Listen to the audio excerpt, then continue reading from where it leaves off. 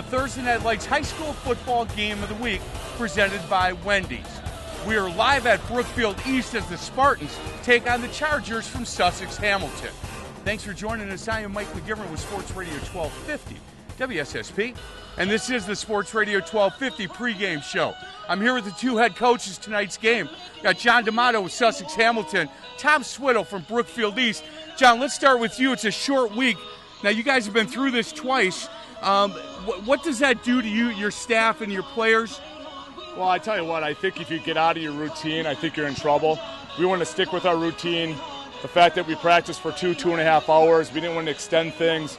And, we practiced hard for 3 days there, and we're hoping that it pays off. Excellent. Same question, Coach. And first and foremost, thanks for having us. I really appreciate it. Thanks for coming. You bet. The short week for you guys, what does that do as far as adjustments for you? Well, it certainly is a challenge, especially for us, given the fact that we're playing a lot of young guys, inexperienced guys. We would have loved to have another day of practice, but we really just kind of shortened things down a little bit. We didn't really cut anything out. So for all intents and purposes, it was a normal week. Hey, I'm going to stay with you. You talked about the young players, and that leads into my second question. Game 4 now. You lost a lot of good players that graduated. Some of these young guys that hadn't had a lot of varsity experience, starting to slow down for them a little bit? I think so. You wouldn't know it by the result of last week's game, but, we're getting better every single week. And I know at some point this season we're going to be a good football team. I just don't know when it's going to be, hopefully tonight. Hey, John, same question. You guys graduated some really good players last year. Game 4, things starting to slow down a little bit. No more deer in the headlights for some of these young guys? Yeah, we didn't have a choice. We had to grow up. So just moving forward, what we're looking for is just more consistent play. That's what it is. And I think that comes with having a good week of preparation, and that carries over to the game. So we're looking for that consistency. Last question real quick. This is a big conference game. Got to figure out how to get 4 wins in the conference.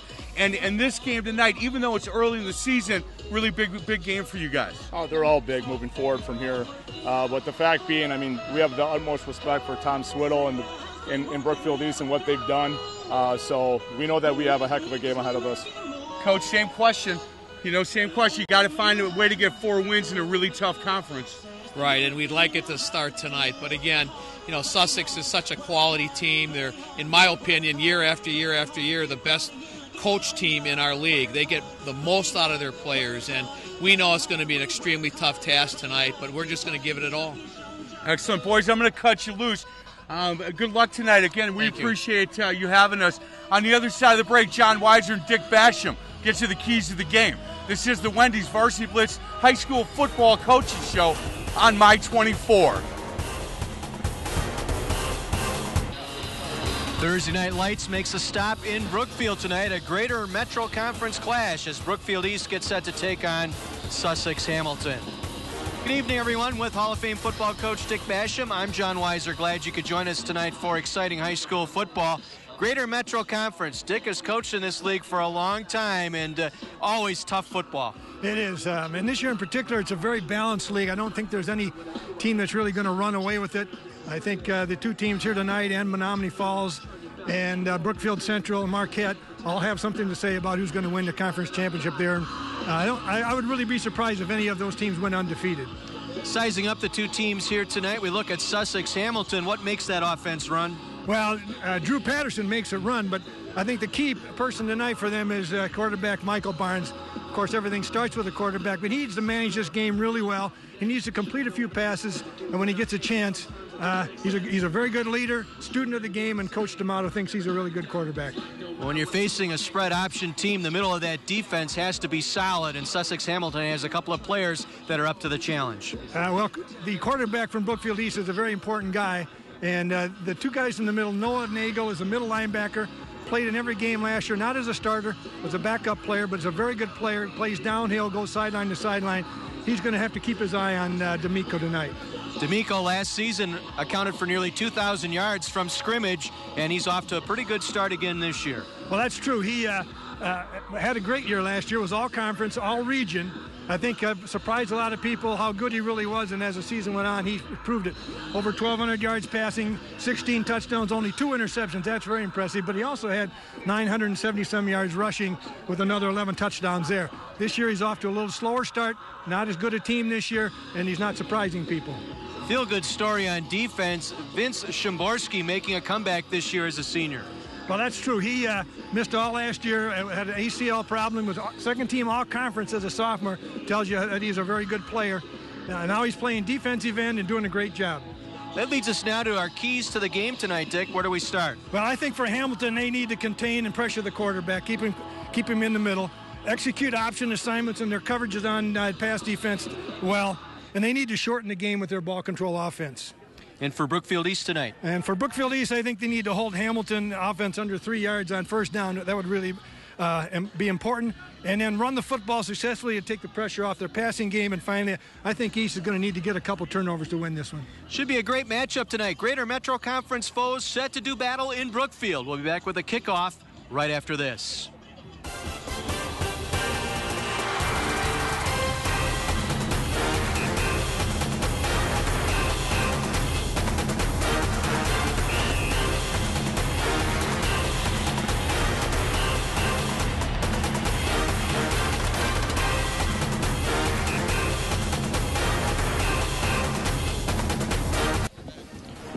Live from Brookfield East High School, it's Thursday Night Lights presented by Wendy's. Brookfield East taking on Sussex Hamilton tonight. Before we get started, though, our national anthem here this evening will be performed by the Brookfield East Band.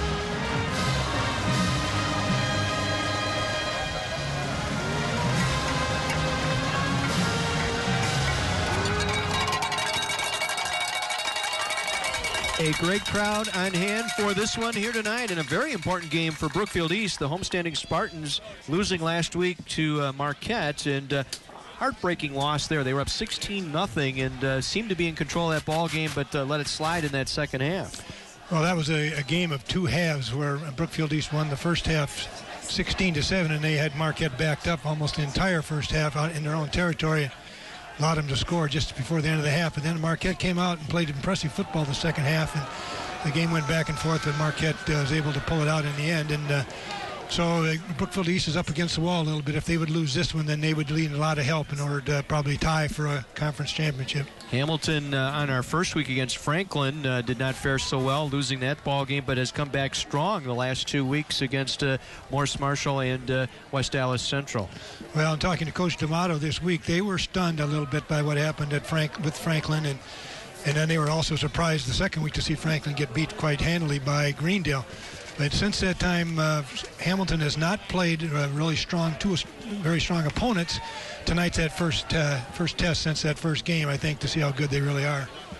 East in the blue, they will kick off left to right as we view it here. A very good place kicker, Connor Allen, hit a 28-yard field goal last week against Marquette, but been to a couple of different camps, that Alabama camp this past summer for kicking, so we will see if that will play a role into the game here tonight. Back deep to receive, Isaiah Webb and Drew Patterson, their starting running back, now running kicks back on the kickoff team.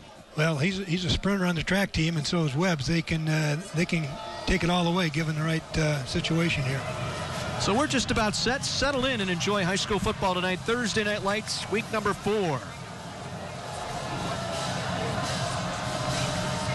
run up by Allen, and we are underway. And Webb will knock it down near the goal line, picked up by Patterson across the 5. Gets it out across the 25 to the 30-yard line. Nice return, 25-yard return for Patterson out to the 30. And Brookfield, or I should say Sussex Hamilton, will get things started. Alex McGuire in on the stop. Well, Patterson did a really good job of getting the handle on that kick and then staying in behind his blockers as long as he could. And it got him out to the 30-yard line. That's a good start for Hamilton. Mike Barnes, the quarterback, 6'2", 187. 2-year starter in baseball, all-conference catcher. Played backup last year, and the pitch will come near side. Big man Patterson nowhere to go. Just ran that kick back, got back to the line of scrimmage, maybe a yard out of that. Micah Childs, the inside linebacker, in on the stop for the Spartans. Let's set the offense for you up front for Sussex Hamilton. We have Zach Gates and Jacob Merkel, Patrick Jean, Mike Friday, and Brad Biswell on the offensive line for Hamilton. 2nd and 9 from the 31. Ryan Morrison, Chris Woodall, Jacob Denning, Isaiah Webb, Drew Patterson, other receivers and running backs. Patterson this year, 429 yards, and we got penalty markers down, our first flags of the ball game. Rick Ryder is our referee tonight. Well, that play went nowhere. I'm not sure if it was because of the penalty or just a bad start. A false start penalty here against the Chargers. So it'll bring up a 2nd and 14 as we set the defense for you for the Spartans. Well, Vince Szymborski, as we talked about, Evan Kiekhofer, Tim Bielfuss, and Cal Durney are the up front. Matt Noonan, Micah Childs, and Drew Hepperle are the linebackers. Give it to Patterson, bangs his way back out to the original line of scrimmage, the 30-yard line, before he is wrestled down there. Patterson on the carry. And here's Zach Copeland, Brad Carsons, Alex McGuire, and Mitch Mikulski are the defensive backs for the Spartans.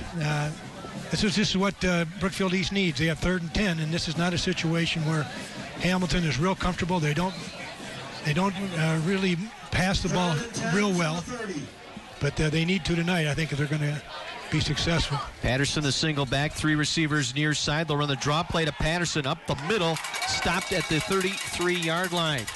Szymborski on cue that time, making the stop, and the Spartans force the punt. Well, that's an interesting call on the first passing situation at their own 30-yard line. They decide to run the draw play, which is certainly a safe play, but not always going to get you 10 yards when you need it. 33. Barnes will punt. Back deep to receive is Sheebley. They'll spread that punt. It's partially blocked. Szymborski got a hand on it. It's picked up by one of the linemen. This is Durney coming down the far sideline, and he'll get out of bounds inside the 20-yard line.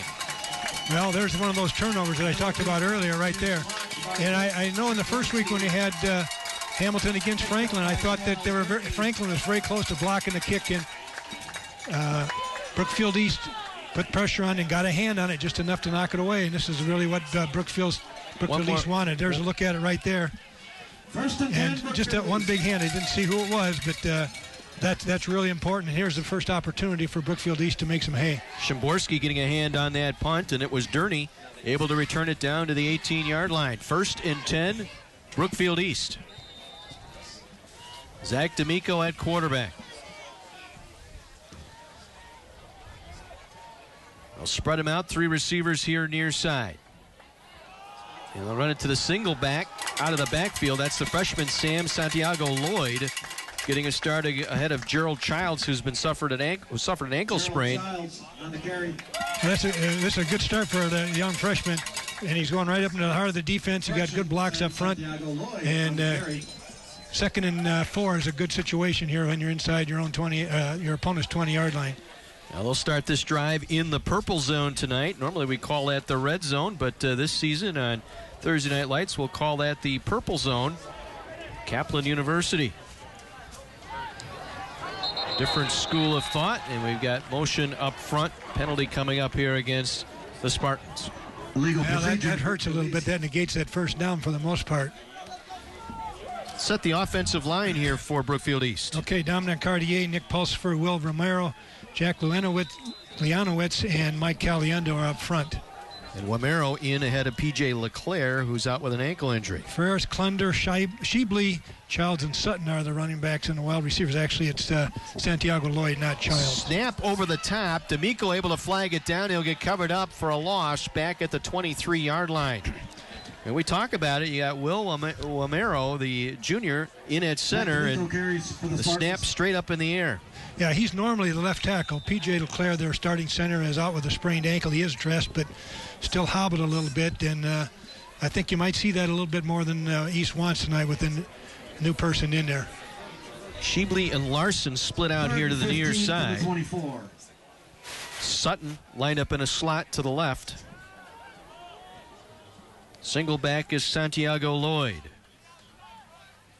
3rd and long. D'Amico on the quarterback draw. Chargers were ready, and he's wrapped up immediately. Stepping in, Noah Nagel. We talked about him in the pregame, the inside linebacker. He's the spy guy on the quarterback right there on the coverage. Well, here you see it right here.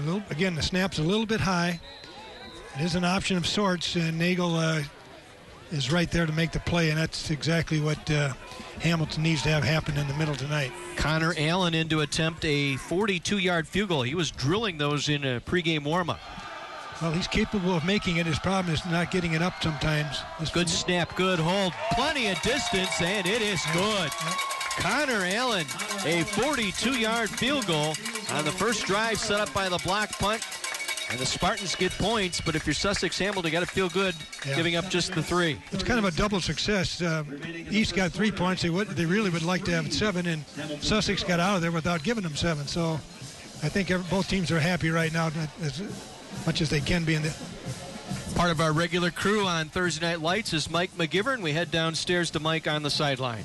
Hey guys, defensive coaches on Brookfield, he's pretty happy obviously with that first drive. They said 2 things: come off the ball a little bit quicker, and he's really talking to linebackers about trusting their keys. He said, look, everything we've talked about, that's what they're doing. Trust your keys, trust your instincts, and continue to play with that kind of passion. Trust is a must, or your game is a bust. Yeah, I can use that in golf too, I suppose. Back deep for the Chargers. Connor Allen. Well, those are very true words. They need to do that. Anytime you play a team that's running a running team, they do have things that you can key on that will give you an idea of what the play is probably going to be. Webb to the left, Patterson to the right, waiting the Allen kick.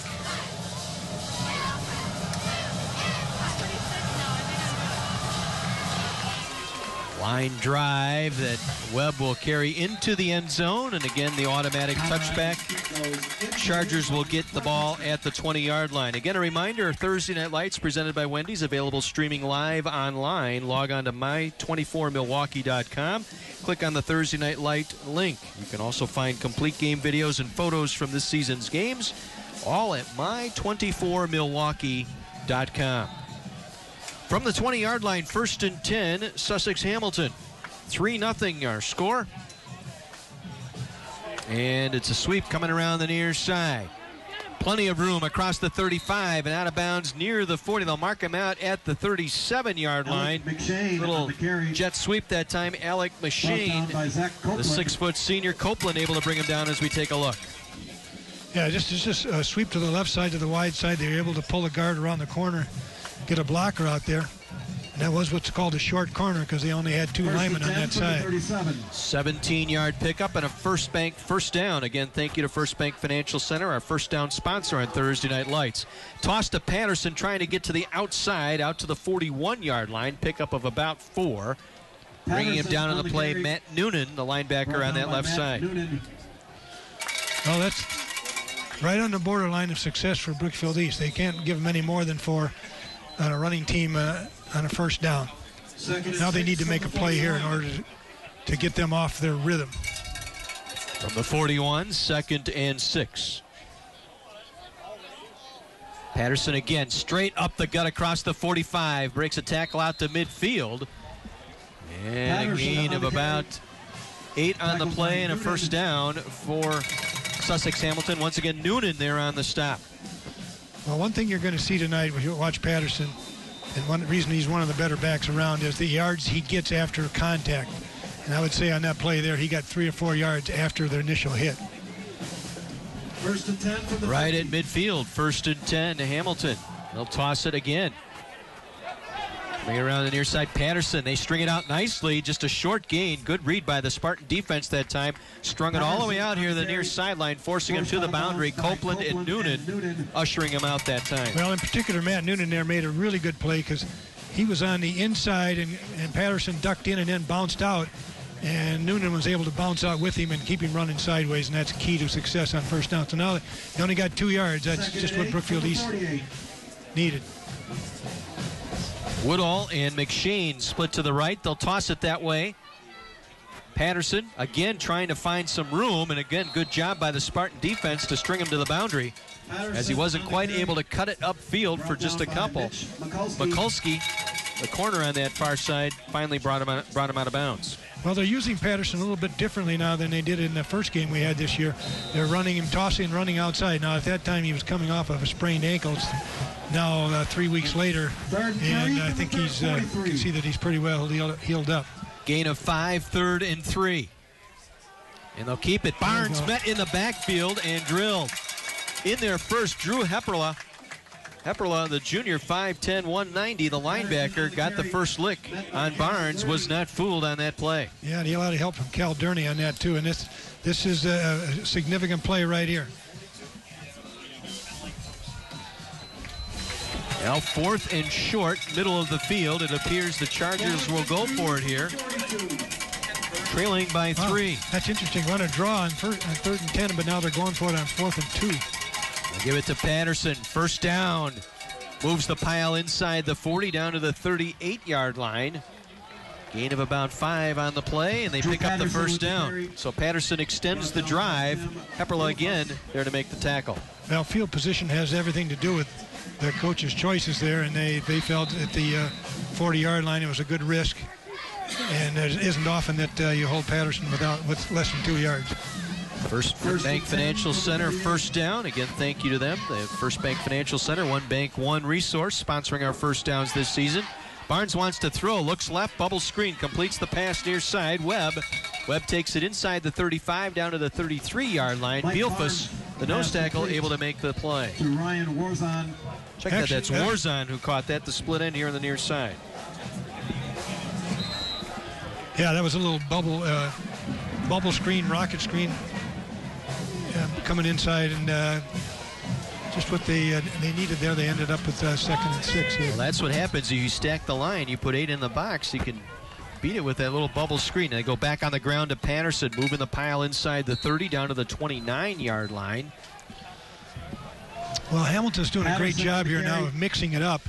Inside, outside, power, pass. That's what you need to do to keep the defense off balance. Cal Durney making the tackle that time.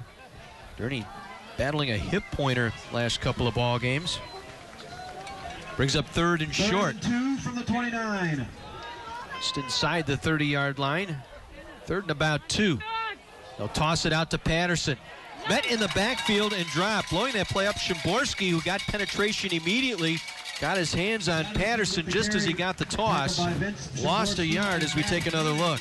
Yeah, Szymborski did a good job bouncing outside right there off of the block. And a little bit of a key, I think Patterson lines up significantly deeper when he's going outside than when he's going up the middle, and that might be something that's helping Brookfield East sniff out that sweep. So for the second time on this drive, they will try and convert on 4th down. Barnes gets them set. They're running around the edge. They got some running room. Coming around near side, penalty marker down. Taking it inside the 10, brought down inside the 5. Once again, McShane, but we have a penalty marker on the play. Copeland finally brought him down from behind, but we'll check out the penalty.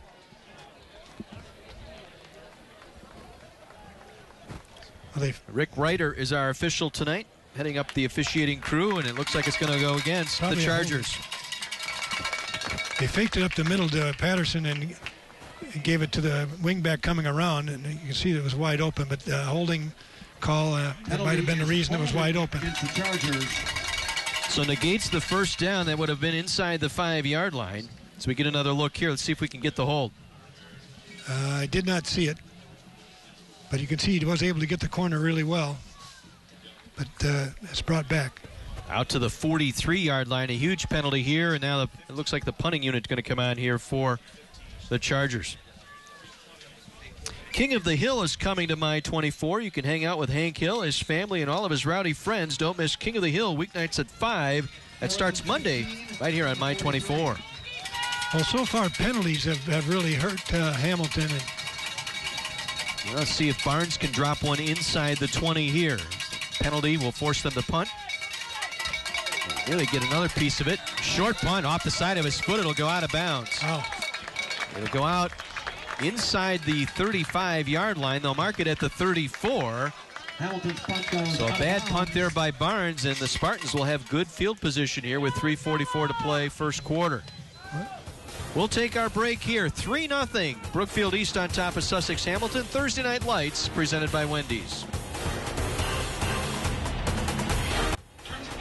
A 42-yard Connor Allen field goal. It's a 3-0 lead, Brookfield East. Downstairs we go to Kara. Tim and the Wendy's crew. They're district managers for Wendy's restaurants. And thank you very much for being here, you guys. We want to thank you from Wendy's that you let us be involved with the communities and the high school kids. It's just a fabulous way to get involved. We have another thing we'd like to do.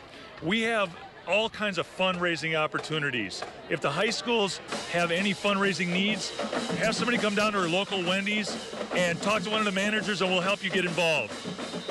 And so you've got great fundraising opportunities, and you do a great job working with TNL.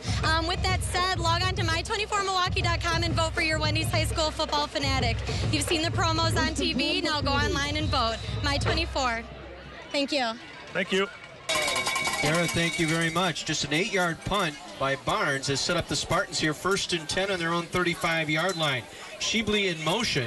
D'Amico will keep it up the middle across the 40 out to the 42-yard line. Gain of about 7 on the play, just taking it right between the hash that time. D'Amico, the quarterback. Well, they had an empty backfield. Only the quarterback there. They had 3 wide receivers on the left, 2 on the right. Shebley comes in motion, becomes a running back, fake the handoff, and every running play that East runs has a potential option for the quarterback to keep it. Go empty again, 5 receivers, 3 to the left side. D'Amico wants to pass, now on the scramble. Dumps it out near side, completes here to Freris. Freris, the senior, down the front sideline, inside the 50, out of bounds at the 48-yard line. Gain of 9 and a first down. Warzon able to bring him down. Well, Don first fell down on the sideline, and then D'Amico had to bring it down, and then as soon as he got up, he was open and popped it to him. He made a nice lead on that. Go downstairs to Mike McGivern. Offensive line coach for Brookfield East made the offensive lineman stay after here in a minute. He said, look, everybody's celebrating. We did not have a good first set there. He said, well, another set like that, I'm making some changes, and you know I'm serious. Boys, he scared me a little bit. Well, it didn't get through that time as Shebley that time stopped behind the line, may have lost a yard back near midfield. Well, we'll see. I think it was more of a threat than a reality. Because I know East is not real deep in the offensive line, and they're already starting 3 sophomores. Second and 12 from the 50. Loss of 2, 2nd and 12. Again, empty backfield, 5 going out. D'Amico rolling right. With time, delivers, almost picked off and dropped.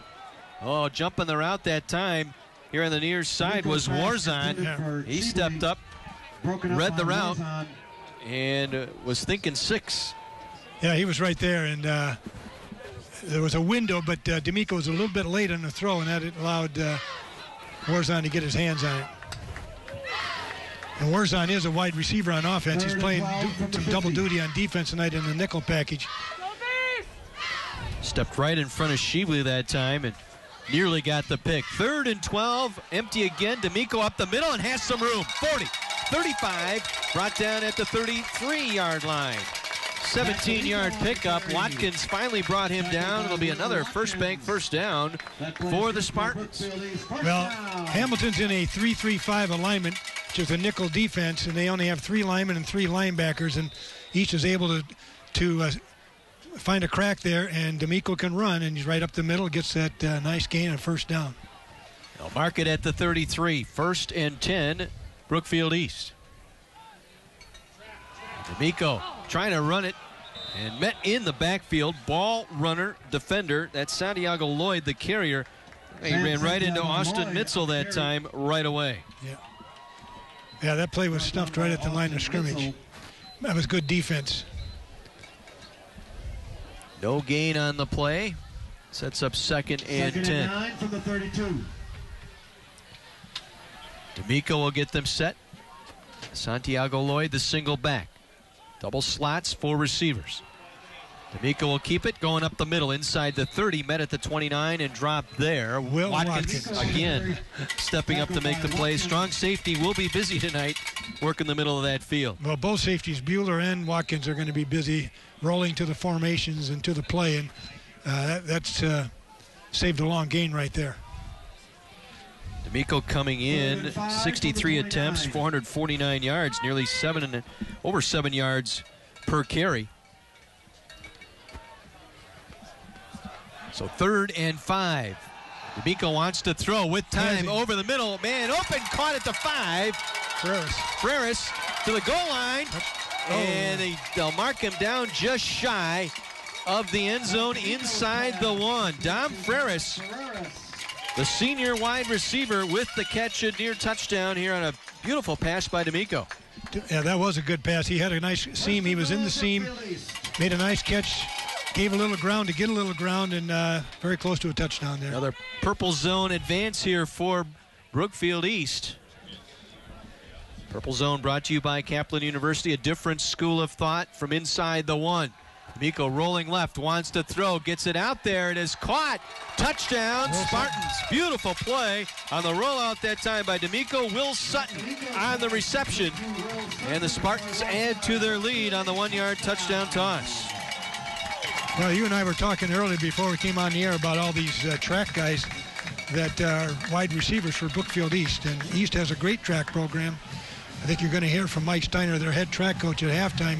They've won 3 state championships in a row, and Mike Steiner was the National Track Coach of the Year this year. And that speed is making a difference right now. Allen for the extra point. Good snap, good hold. Ball on the way, and it is good. 10-0 Brookfield East. Late here in this first quarter. A nice drive, 65 yards, capped off by the 1-yard touchdown toss by D'Amico. As we get another look here. Just a roll, little bit roll to the left, pop it to the outside, throw it away from the defense. Good call, good throw, well done. 3rd touchdown reception of the year. 9 plays, 65 yards, and Sutton touchdown. Well, Will Sutton is the fastest player on the Brookfield East team. He was timed in 4.26, which is a hand time for a 40 this summer. He's probably in the area of 4.3 something, but he can run. He was on 2 state championship relay teams. Webb and Patterson deep.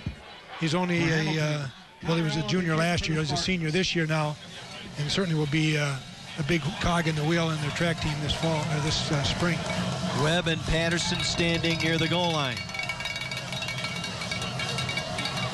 And run up by Allen. Another booming kick that will one-hop through the end zone for the touchback. Boy, what a weapon Connor Allen has turned out to be. A 42-yard field goal tonight. We talked at the top of the broadcast. Dick went to the Alabama kicking camp this past summer. He's been to several camps, but he was very impressive there. And I think, last week he had a tough night against Marquette. He had an extra point blocked and missed a field goal, a makeable field goal. And he seems to have gotten in his groove, has relaxed a little bit now and has his confidence back. And anytime they get to the 30-yard line, they have a chance to get at least 3 points. Barnes under center. Roll the tight end right. They'll turn and give. Webb trying to get the corner right side. Nothing doing. And again, excellent job up front by the Spartan defense. As Mitch Mikulski, that corner out there on that left side, able to string that play out. Well, Mitch Mikulski is only a sophomore, and he is getting better as the game goes on already. You can see that he's kind of a rangy kid, a little skinny for typical sophomore. He has good instincts and is doing a great job tonight. Could be the final play here of our first quarter. Patterson a single back. Barnes wants to throw. has plenty of time. Back over the middle, trying to lead his man. Nearly caught incomplete. ALEC MCSHANE, the intended receiver, as he tried to make the diving catch as our first quarter comes to an end here in Brookfield. Matt Noonan out there defensively. 10-0 Brookfield East on top of Sussex Hamilton. Thursday Night Lights presented by Wendy's.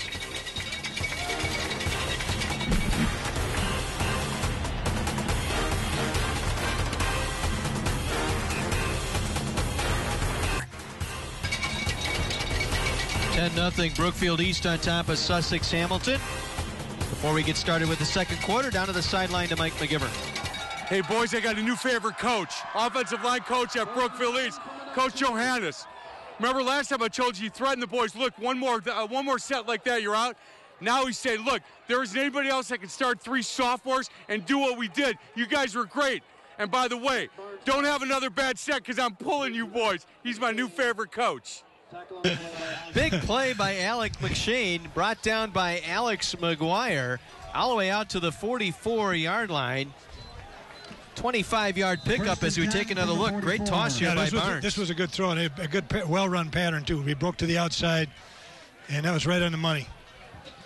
And that's what Hamilton needed. Barnes will give. Patterson bangs his way up the middle, met by a host of Brookfield East Spartans, led by Cal Durney off that defensive line, the defensive end that time on the stop. Well, Brookfield East defensive line is doing a good job of standing in. They're a little undersized compared to Hamilton's offensive line, and they're getting them stood up and not giving Patterson a lot of room to run. Second down. Going to throw it out here, and it's incomplete. Nearly picked off the receiver that time. The intended receiver, Warzon, cut inside. Hepperle was out there, the linebacker, and nearly got a gift that time from Barnes. Well, that was a miscommunication, it looked like anyway, between the receiver and the quarterback. Barnes threw it to the outside. I think he thought his receiver was going to break out, and the receiver turned in, and as a result, we had nothing there. Almost looked like Warzon was supposed to run a little curl to the outside rather than the post inside. Exactly. Well, brings up a 2nd and 6 here, or 3rd and 6, I should say. And Barnes rolling out, has plenty of time. Going to throw back across field. Man wide open out there. Got him at the 24, and he'll take it in for the score. MCSHANE with the catch and the touchdown, and Hamilton on the board. Pass complete to ALEC 52 yards on the toss from Barnes to MCSHANE, and Sussex Hamilton back within striking distance. Well, I didn't think Barnes was going to see him. MCSHANE was going across the field the opposite direction that Barnes was rolling out, but he did find him, and he has a strong enough arm. He got it back to him.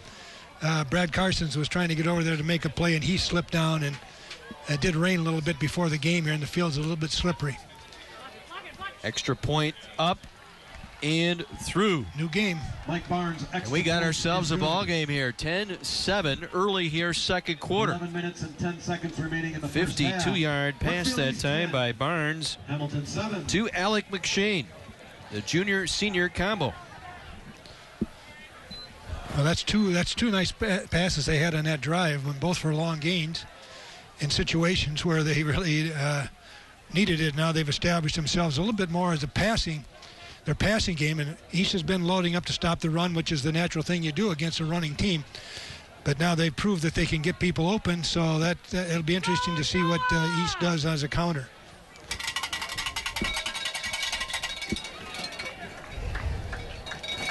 Three-man back here for the Spartans. Nate Sheebley, Chad Klunder, and Sutton all standing back for Hamilton, awaiting the kick. All sprinters on the track team. 6 plays, 80 yards. The 52-yard touchdown play. John D'Amato, the dean of coaches here at the Metro Conference, has to like the way his Chargers have responded here, as it will one hop to Sutton. Across the 15. High steps across the 20 and Russell down near the 25-yard line. Good return as Radcliffe brings him down on special teams for the Chargers. Now it's time to tackle the Kaplan University Trivia Challenge. Text KAPLAN, Kaplan, to 585 888-447 to play for a chance to win a Kindle Fire. Now, message and data rates may apply. You'll receive 2 messages with a trivia question and answer. You can text HELP for help. Mobile privacy policy and terms and conditions available on my24milwaukee.com. Well, mark it at the 26, 1st and 10 Spartans. And the freshman running back getting the call. Sam Santiago Lloyd, 5'10", 210-pound Frosh on the carry out near the 27-yard line. Just a straight-ahead give, nothing fancy. Noah Nagel was there to make the stop. Nagel, the inside linebacker. I said earlier that DAMATO on every running play has the option to pull the ball and keep it himself. He's always reading something on the defense as to whether he gives or keeps. 4 receivers, a slot right and a slot left. Movement up front, jumping the neutral zone. That would have been Mitzel that time, the defensive tackle. Little anxious. Broke the neutral zone. Second and go down to 2nd and 3. Penalty. It's been the one thing tonight. Hamilton on their drive before this stalled out because of penalty. And now a costly one here. Takes them from 2nd and long to 2nd and short.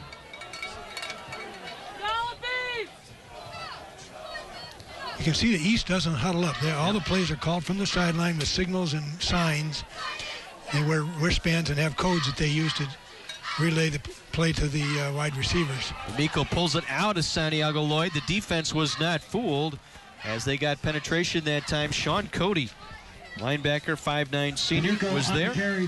As we remind you, Thursday Night Lights presented by Wendy's, available streaming live online. Log on to my24milwaukee.com and click on the Thursday Night Light link. You can also find complete game videos and photos from this season's games. Paulie's busy loading them up right now. That's my24milwaukee.com. I think you saw in that last play that Hamilton blitzed and really confused everything and got that no gain play. Here they come again. DAMATO trying to scramble, trying to lose the rusher, throws it out, incomplete. Blowing that play up, Bryce Figueroa right in the face of DAMATO immediately, forcing DAMATO on the run. Had to throw it away to that far sideline. Well, Figueroa is not nearly fast as DAMATO and wasn't going to catch him, but he did a great job of keeping him in that 1/3 of the field and pinning him in on the sideline so he couldn't go anywhere.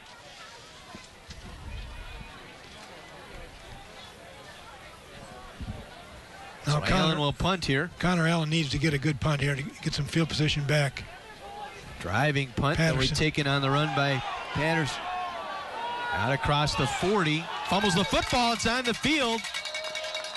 And Spartans recover. Turnover. Spartans on special teams force the fumble. They fall on it as we take another look. This is McShane who scored the touchdown on the return. Had it stripped out of there. It looked like McGuire got a hand on the football and ripped it out. I apologize. I thought it was Patterson who fielded that, but it wasn't. You can see that he ball. did a good job of sidestepping that first tackler, but then he got a little out of whack, and they were able to take him down and take the ball away. First and 10, Brookfield East. So Brookfield East will take over on the Sussex-Hamilton 39-yard line. And they'll go empty here. 5 receiver set, 3 to the left side. DAMATO with time over the middle. Oh, it was dropped. A sure interception in and out of the defender's hand. Warzon, I believe. Or Bueller. Was that Bueller or Warzon? No, it was Bueller. That hit him right in the numbers. Oh. I can't, I don't know. He was looking at the defender, I think, and that actually threw it to the defender rather than his own receiver. A gift right between the loops and the 8. Right. 2nd and 10. Send a man in motion. They'll fake the handoff. DAMATO will keep it up the middle with some room. Inside the 35, just shy of the 30-yard line. Bueller making up for it that time, able to make the stop on DAMATO, the quarterback. The draw up the middle. Well, Brookfield East does a really good job of running that speed sweep where they bring the wide receiver in motion across the formation as a potential runner. And DAMATO does a really good job of sticking the ball in there and waiting as long as he can, and then keeping it and finding that crack in the defense. Officials will stop play here. They want to measure for the first down. So they will bring the chains in from the far sideline. This is the second time Brookfield East has had good field position due to a turnover, and I did say in our opening that I thought they needed to get a couple breaks, a couple turnovers in order to have a chance to win the game. So far, they're way ahead of schedule, too, in the first quarter. First bank, first down as they stretch out those chains. So first down, Spartans. Ball at the 31-yard line.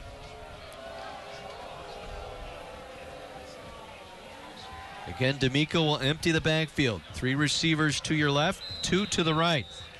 Sheebley lined up in a slot to the right side.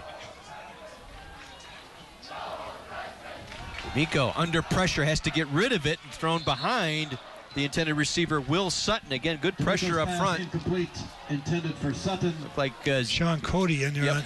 Cody was right there. So the counter to nobody in the backfield is there's nobody to block, so you send a linebacker, and he was able to get through scot-free and second and 10 to throw off the timing, and D'Amico had to get rid of it sooner than he wanted to. Not quite beach weather here tonight, but student section here for Brookfield East seems to think so. Nice. We got a toga party on the other side, and we got a beach party going on over here. Second down and 10. High snap. D'Amico brings it down. He elects to keep it. Takes it inside the 30. Wrestled down inside the 25, down to the 24. Will Watkins able to throw him to the turf. Tackle by Watkins. Well, D'Amico's not the biggest guy in the world. He's 6 feet, 165. But he's a hard runner. And he doesn't get thrown backwards. And 3rd and 3 from the 24. Well, you got to be a good decision maker when you're running this type of formation and option play, and that's what I think his key is, the fact that he's been really doing sharp now, on right. his decisions. I think last year they played 10 or 11 games, and this year now we're in their 4th game, so that's 15 games he's been doing this. Rolls it out, completes the pass. Sutton down the far sideline and ushered out of bounds near the 15. Warzon there defensively. Be enough for another first down. Well, that's a similar play that they ran for the touchdown earlier, and only going the opposite way. Just a little down and out. D'Amico does a good job of throwing on the run. Another first bank, first down here for the Spartans as we get to the midway point of our second quarter. A 3-point game. D'Amico getting the signal from the sideline. Santiago Lloyd, the single back. 3 receivers here to the near side. Some confusion in the backfield, and D'Amico will go down. They took a long time looking over for that play call, and then when they did get the play off, there was confusion in the backfield. Bryce Figueroa blowing that one up right there. Well, I can see that D'Amico's saying it was my mistake. D'Amico turned the wrong way. Santiago went to the left, and D'Amico turned right. And that's where the confusion, but D'Amico's taking the rap on that, he said. So a loss of 4, 2nd and 14. Ball at the 20-yard line. Yep, movement. Right guard pulling out of his stance that time. That was Jack Leonovich. Leonovich, the sophomore on that offensive line. Well, they have 3 sophomores. Cartier, the left tackle, and then Leonowitz and Caliendo are on the right side.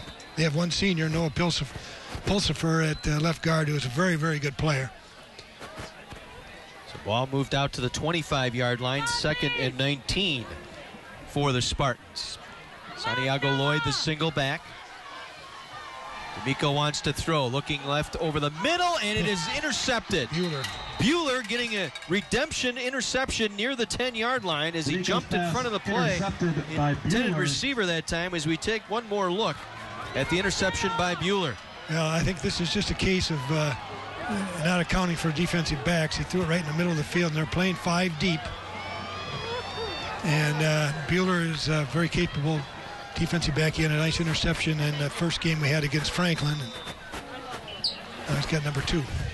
Well, if you like Family Guy, you'll love the Cleveland show. There'll be good times, bad times, even a bear. Don't miss the mustache-faced Cleveland show, weeknights at 5:30, starting Monday on My 24.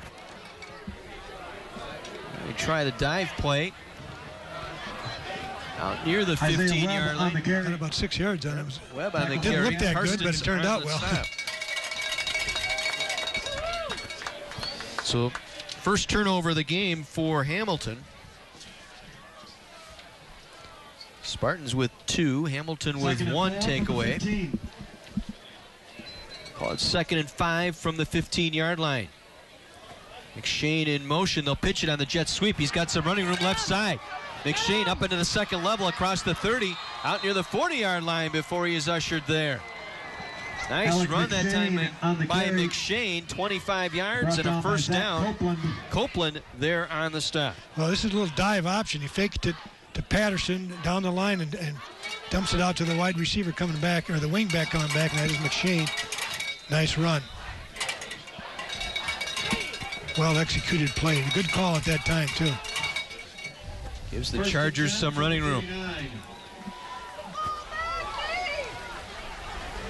Barnes will work in under center. Again, they come around. That was some running room. Out across midfield before he's finally brought down. Isaiah Webb running out of that wing on that left side. Able to take it out to midfield. Gain of 11 and a first down. It was Hepperla and Karstens there on the stop. Well, Webb was the left wing back, and he came back in motion and got the handoff, and there was very nice blocking, good hole. He's got the speed to get up in there and get the yards before the defense realizes what's going on. There you see a shot of John DAMATO, the head coach at Hamilton. Barnes with time again, goes over the middle, completes the pass down to the 35-yard line. John Glendenning, the tight end, just his second reception of the season, able to come up with the catch. Glendenning, tackled by that was a really nice throw. A little play action fake to keep the linebackers occupied. He comes across into the quarterback's view, and it's just like throwing a dart at a dartboard, and it hit him perfectly. Drew Hepperla, First and 10, the linebacker, brings him down, but down to the 35-yard line. Hamilton marching it down the field. They'll give it to Patterson. Fullback busts his way inside the 35 down to the 33-yard line. 2-yard pickup on the play. Kiekhofer there on the stop. Evan Kiekhofer, the senior Patterson defensive tackle. One thing that Brookfield East has done is they have slowed Drew Patterson down a little bit. He has not been a huge factor in this game. It's been McShane in the passing game with Michael Barnes that have 2nd and 7 from the 33. counted for a lot of yardage here lately. Patterson the single back. McShane in motion. They'll give it to McShane coming around the end inside the 30 down to the 27-yard line. Gain of 6 on the play. Memel, the free safety, in on the stop for the Spartans. Well, that's the old-fashioned second man through play off of what originally was a split T formation way back in the 40s. And he just faked to Patterson, and then the back coming in motion just follows Patterson right through the line. Very effective. Now 3rd and short. Need 2 yards for the first down. Patterson will get the first down and more. Just bowls his way forward, moving the pile down to the 20-yard line. Gain of 7 and a first down for the Chargers. Matt Patterson Noonan on the in on carry. the stop. Tackled by Karstens. Looks like Hepperla, a little bit of distress with that arm. Last couple plays been holding that arm. Well, they're seeing old-fashioned football here now, but you don't see a lot anymore. A lot more spread teams, but Hamilton runs old-fashioned football, and that's going to be Patterson inside the 10, down to the 5. A 15-yard rip by Patterson. Memel saving the touchdown. Yeah, he was right down Main Street on that one, and nobody was able to get a hand on him. Well, I take that back. He did drag Eric Memel about 5 or 6 yards at the end there. Inside the purple zone, once again brought to you by Kaplan University. A different school of thought. 1st and goal from the 5. Patterson gets the call again. Touchdown, Sussex Hamilton. Drew Patterson, 5-yard touchdown run. A methodical drive here by the Chargers, and they take their first lead.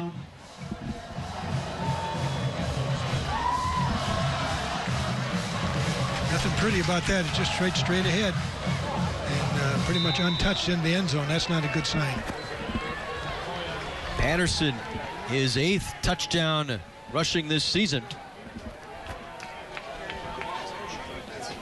Well, the Hamilton offensive line might be starting to take control here of the line of scrimmage, and it doesn't bode well for Brookfield East. They've been doing a really good job.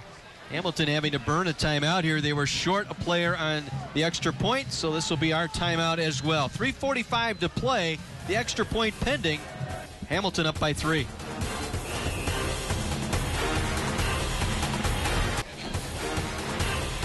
Drew Patterson 5-yard touchdown run. The extra point upcoming here for the Hamilton Chargers as they take their first lead tonight. Methodical drive here by the Chargers.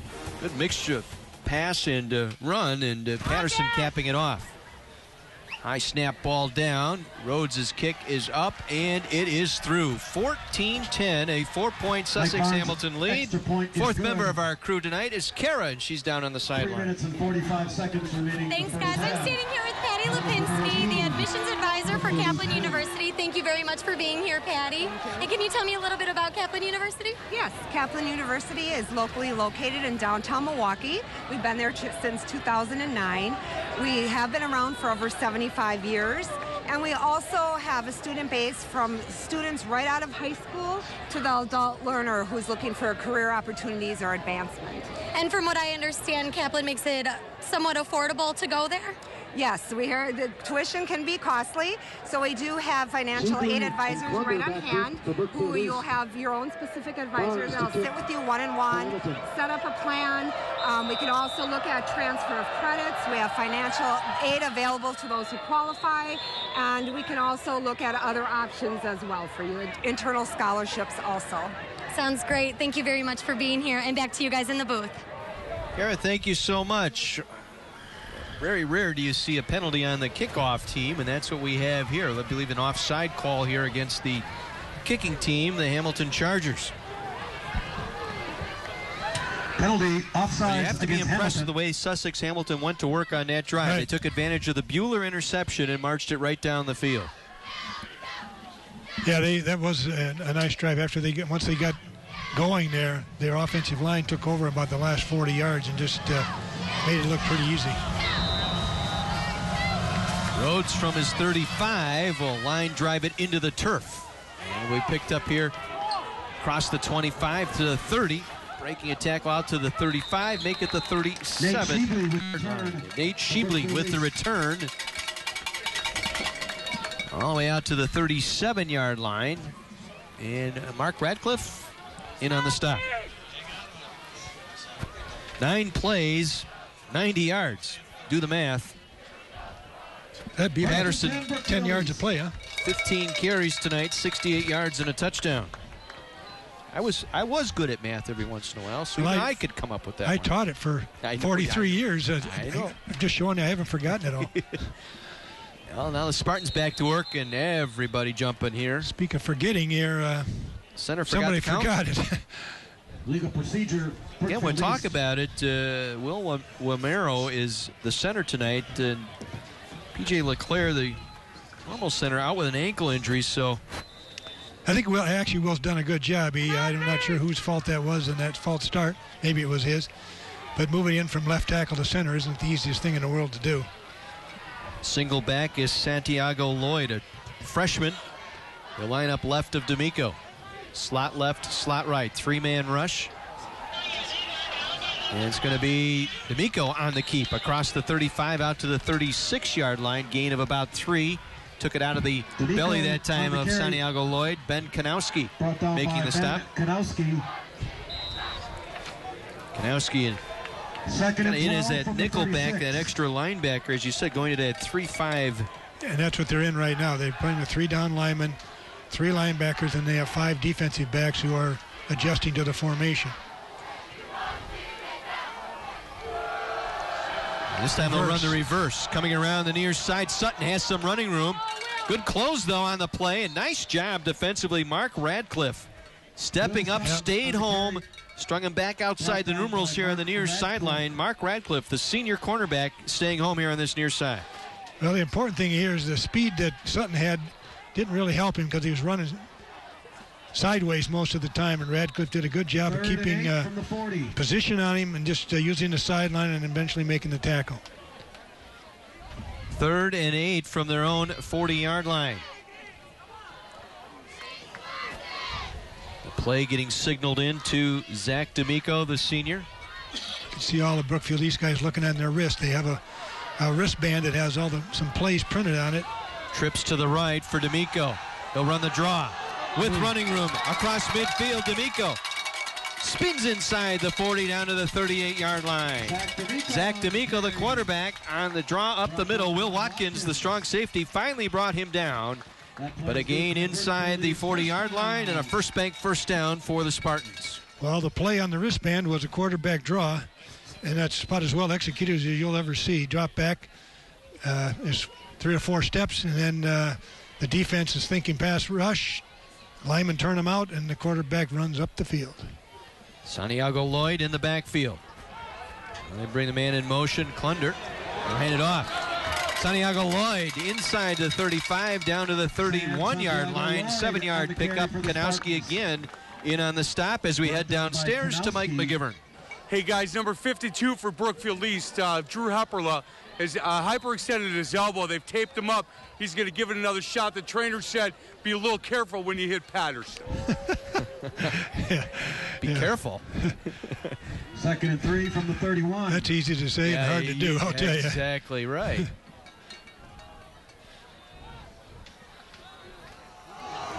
Again, D'Amico breaks a tackle inside the 30, ushered out of bounds just as he crossed the 30-yard line. Radcliffe on the carry, with the hit. Forced out of bounds by Radcliffe. We'll take another look. Yeah, he broke a tackle right there and was able to run, and Tommy Deal had a hold of him and got away from him. First down. Enough for another first bank first down here for the Spartans. Late here in this second quarter, down 7. Or down 4, I should say. 14-10. Yeah, they must have a broken scoreboard. They got a 7 on the scoreboard. Trips to the right side once again on this first down play. D'Amico again pulls it out of Santiago Lloyd's belly, takes it down to the 25-yard line. Good hard run of about 3 yards that time by Zach D'Amico. Again, Ben Kanowski out there in that reserve linebacker role, able to make the play. For scores and updates from all of the key high school football games in the area, tune into the Wendy's Varsity Blitz High School Scoreboard Show. Join our own Mike McGivern and High School Hall of Fame coach Ron Davies. That's Friday nights at 7 on Sports Radio 1250 WSSP.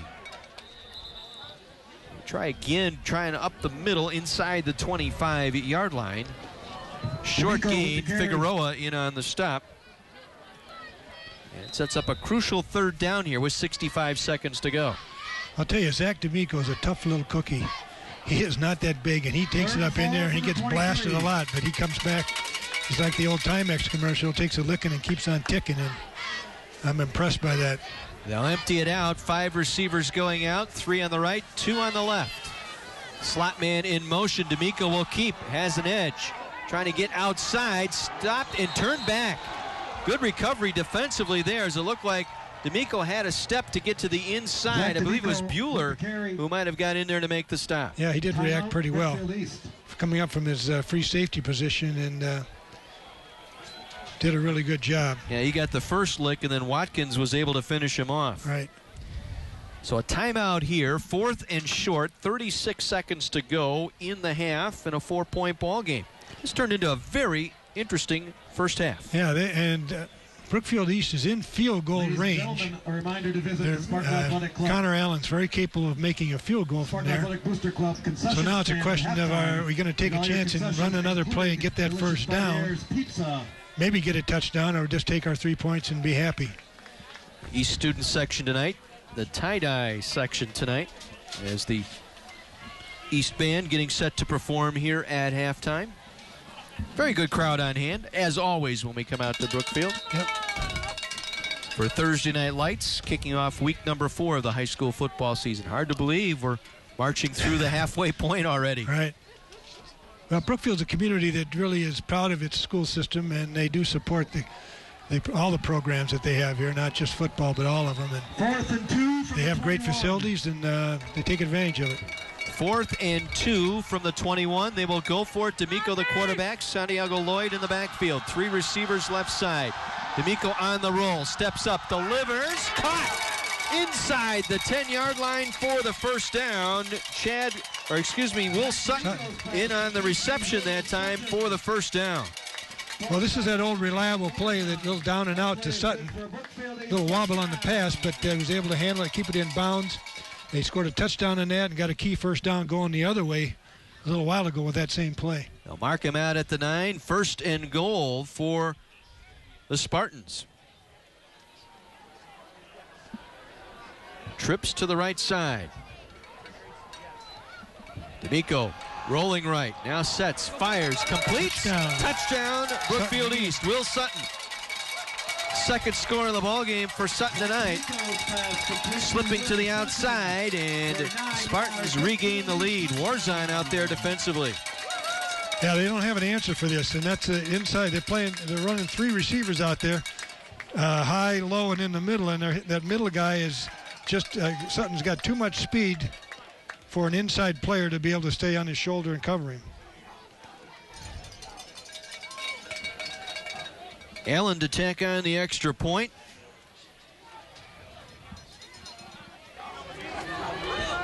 And it's on the way and through. 17-14 Spartans as we get another look. 25 seconds remaining in the first half.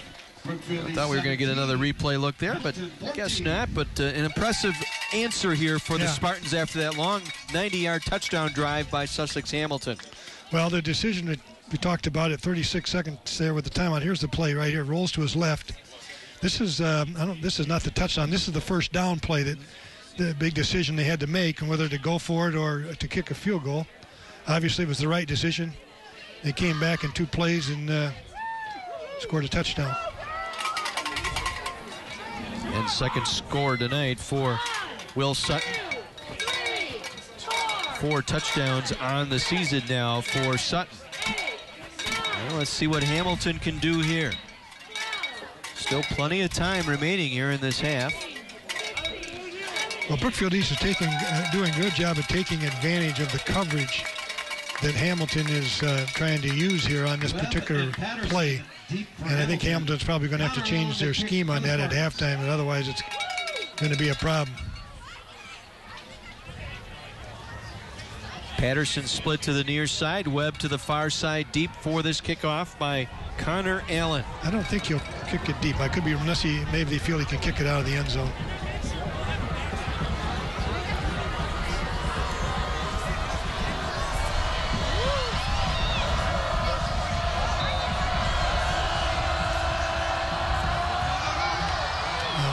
Drive, it bounced off a player for Hamilton and back to the midfield, and it's Spartan football.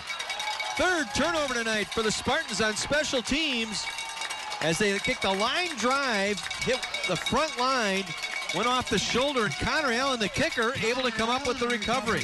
I don't know if that was by design. I'll have to say that when I was coaching, we did work on trying to hit a lineman especially if we had a kicker we thought could do it. I really don't think he was trying to hit it. No, I think he was trying to squib it through there, and the lineman just assumed it was not going to be anywhere near him and hit him right in the back. Well, they got 23 seconds. They're capable of getting some points out of this. Especially with Connor Allen, their field goal kicker. D'Amico looks to the sideline for the play call. They'll check it off the wristband. Trips here to the left side. Single back in the backfield is Santiago Lloyd. D'Amico on the draw with some room. 45, 40, and out of bounds short of the 35-yard line. 17-yard pickup. Cochran able to usher him out of bounds. It will be enough for another first down as we get another look. Well, Hamilton's thinking pass. Everybody's up.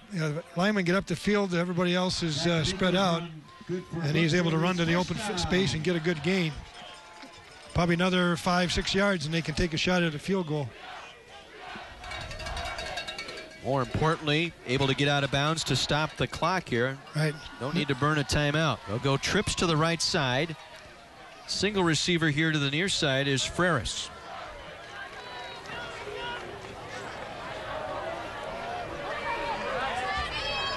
And they don't get the play off. Timeout.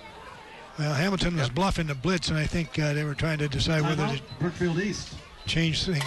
Yeah, they were down to 1 second on the play clock. The back judge was ready to throw the flag. Yep. And Tom Swiddle able to get the timeout called.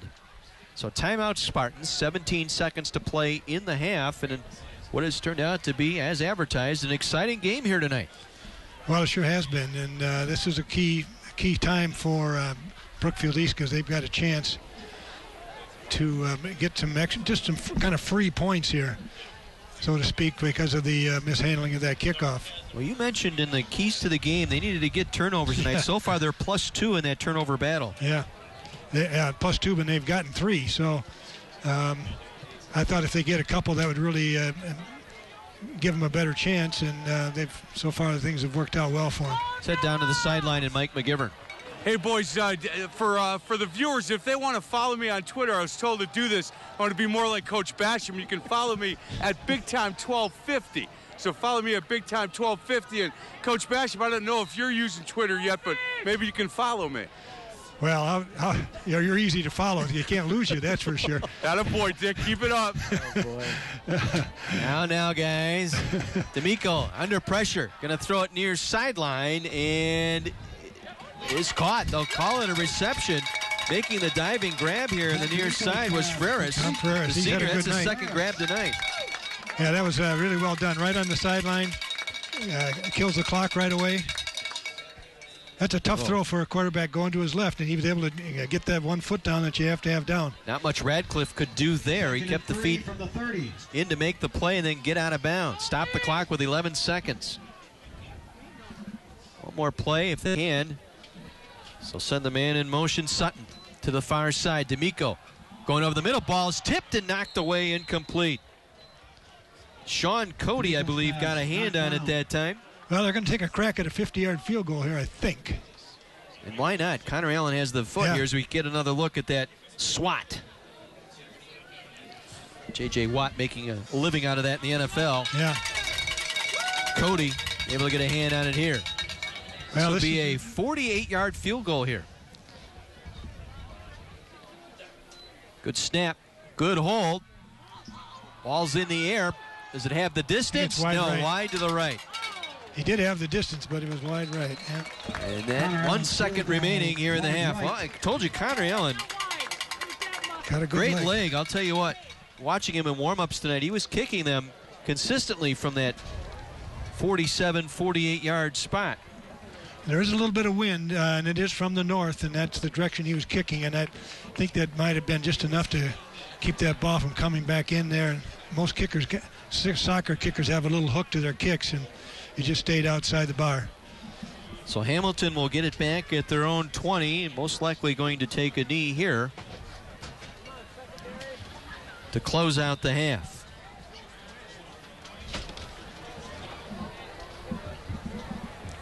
Yeah, we'll just get in this safety position here, and Barnes will take the knee, and our half comes to an end here in Brookfield.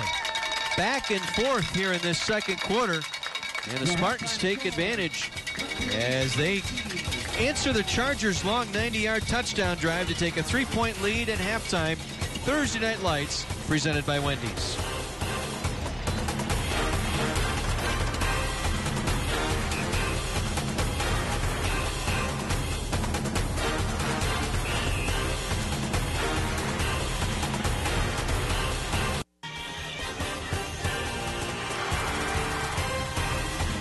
Three-point Spartan lead here at the half. My 24's Thursday Night Lights halftime report, sponsored by Zero in Wisconsin.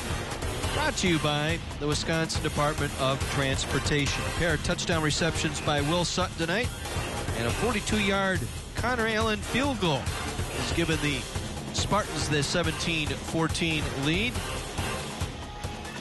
As we head downstairs to the fourth member of our crew tonight, Kara on the sideline.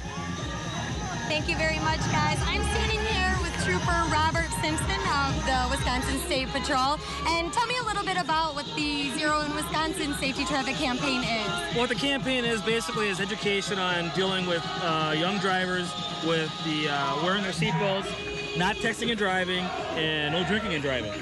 All right, and we've got a lot of young drivers in the stands here. So what advice do you have for them in terms of traffic safety? The biggest advice that we want them to know is the number one thing is you gotta wear your seatbelt. You get in that car, put the seatbelt on, because the seatbelt prevents fatalities. They may not think it as young as they are, but it's proven fact. I've seen it. I've been out here on the road for 19 years. The seatbelt keeps you in the car, keeps you from getting ejected, and it's the number one way to stay alive out here on the roads.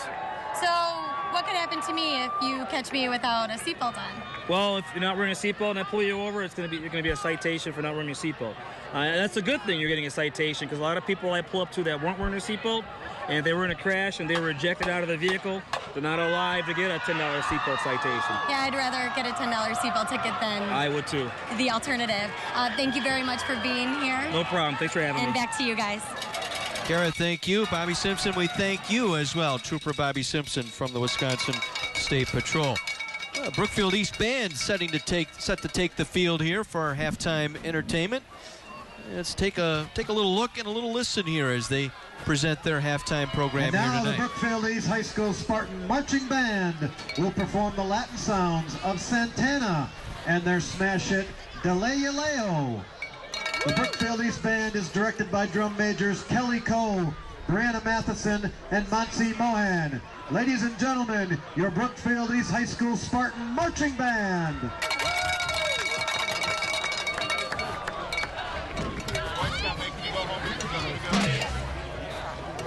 Down in front. He's on a drum somewhere. In the middle.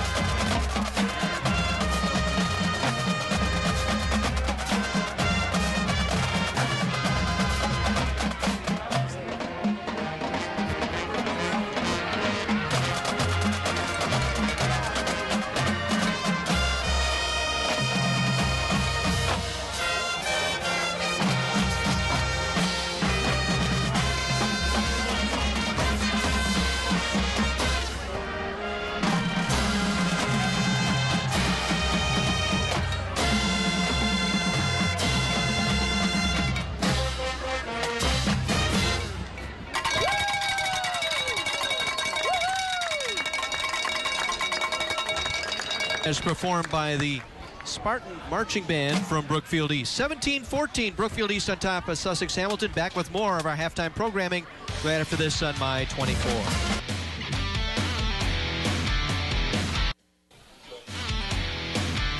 My 24's Thursday Night Lights halftime report, sponsored by Zero in Wisconsin, brought to you by the Wisconsin Department of Transportation. Halftime here in Brookfield, 3-point Spartan lead over the Sussex Hamilton Chargers. A great battle tonight amongst the greater Metro Conference foes. As Spartans getting a late touchdown, second one of the night by Will Sutton. The difference in this one thus far. Let's head back downstairs to Kara and our fine folks from First Bank Financial Center.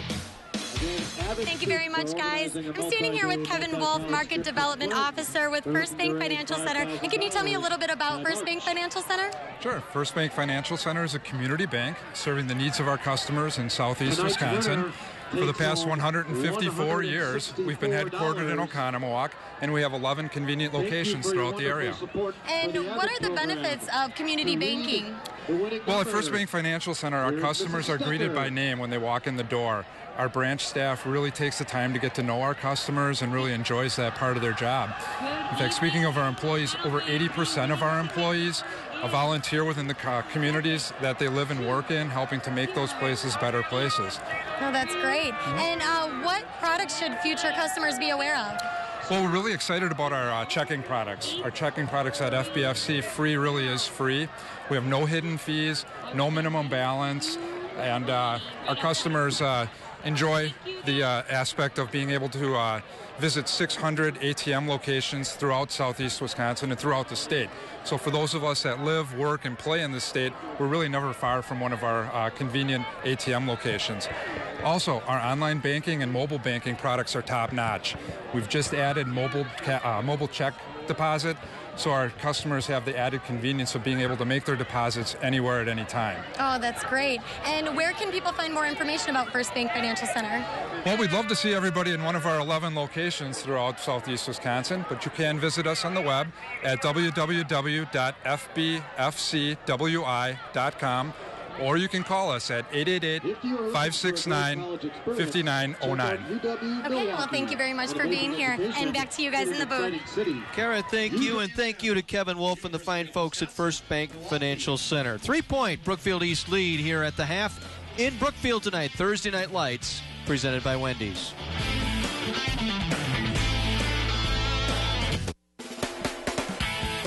My 24's Thursday Night Lights halftime report, sponsored by Zero in Wisconsin.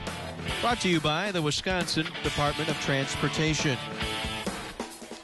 17-14, Brookfield East on top of Sussex Hamilton tonight. A key Greater Metro Conference battle tonight, as we said. Back and forth affair here through one half of play. Not often you get called into the principal's office, I guess, at a football game, but that's exactly what we have downstairs. Actually, we go downstairs to Mike McGivern and Coach Steiner, actually, who's got to be proud of one of his wide receivers tonight. Hey, John, thank you. You know, I've been called to the principal's office a lot. This is not him. Mike Steiner, you know, let me tell you a little something about him. He is the boys' track coach here, right? 3-time, last 3 years state champion. 4 in a row in the Triple Crown of the Greater Metro. Last year, named the National Track High School Coach of the Year. That's pretty cool. Coach, it's good to meet you. Obviously, you've had a great run with the track department here at Brookfield East. Yeah, we've had an incredible journey here. I want to thank the State Coaches Association. It's been an incredible last several weeks with this all transpiring. So I'm grateful to everybody. It's been a great experience. Hey, let me tell you about him. I'm talking to Mike about, you know, the success he's had, and all he wants to keep doing is talking about, you know, the athletes and what a great privilege it's been and how cool it is that these kids have been able to participate. He's not taking any credit, but I'm going to give him some. Coach Basham tells me that you're one of the hardest working guys he knows, has a lot of respect for you. And certainly the program that you've put in place here at Brookfield East has a lot to do with the success these kids are having. Oh, there's no doubt. We've had just an incredible run of kids. I've always said you got to have kind of 3 ingredients to make something work like this. You got to have good athletes, you got to have a good bunch of coaches, and you got to have supportive administration. And we've been fortunate, really fortunate to have that. And we've had some committed kids. We have an awesome, really awesome strength and conditioning program. And I've got a bunch of guys that coach with us that are just track guys that care deeply about kids. and they're top-notch. You know, he coaches freshman football, married, got kids at home, and I said, why is that? Why do you do all this? And he said, look, a guy like me needs to give back to his community, give back to the kids that I'm teaching. He's a great ambassador for Brookfield East. Coach, thank you so much for a couple minutes. Thank you, Mike, for having me. I appreciate it. Thank you very much. Back to you, boys. Coach Steiner, one of the greats in this area. I'll tell you what a program he's got together here at Brookfield East. 17-14, Spartans on top of the Chargers. Back after this.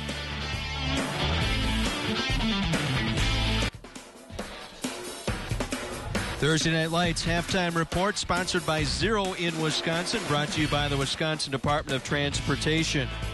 3-point ball game here at the half in Brookfield. A great, entertaining ball game between the Spartans and the Sussex Hamilton Chargers. Head into our highlight package of our first half here tonight. Well, there have been a lot of good plays. Got off to a great start here early on. Connor Allen's 42-yard field goal got the scoring started.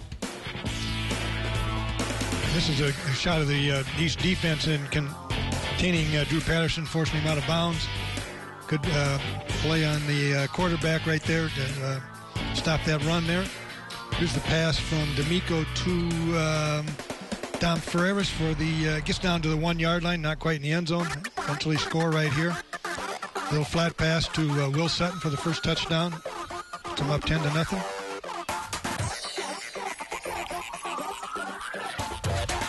And the Hamilton Chargers answered. A little stymied on the ground, but then they actually... I think this is a long pass to Alex McShane here. A little throwback.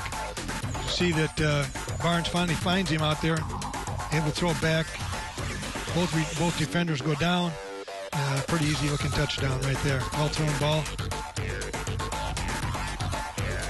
And this is late in the first half here. This is Brett Bueller, a nice interception. Probably a pass that D'Amico would like to have back. This is Patterson in for the touchdown. His 5-yard touchdown run capping off that 90-yard drive. That gave Hamilton their only lead of that first half. Here's D'Amico again to Ferreras on the sideline.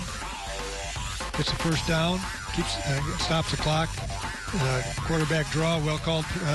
Really a good call at the time. Sheds the tackler there. This is D'Amico again. The quarterback gets out of bounds, stops the clock. Getting down to late in the first half now. Here's the touchdown to McShane. Same play that they scored before, but going to the right rather than the left. McShane's a little gimpy there. He's the fastest. He's got a little ankle problem. He's got some tape on it, but doesn't seem to be slowing him up right now. 2 touchdowns on the night by McShane as we look at the numbers.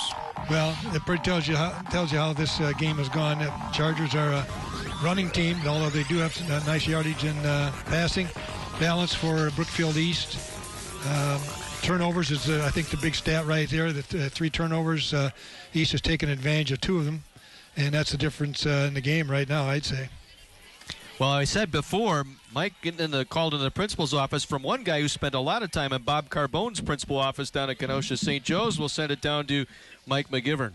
Hey, John Weiser just said that you spent a lot of time in the principal's office as a high school student. I don't believe that.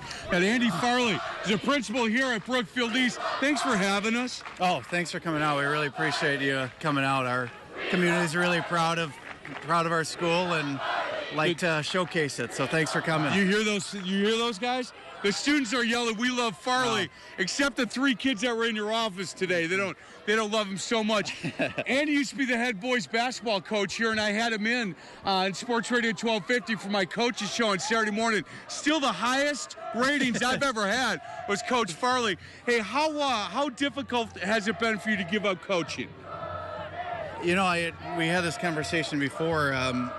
It's a different role, and it hasn't been as difficult as I anticipated. You know, transitioning from classroom teacher and basketball coach to the role of assistant principal, now principal.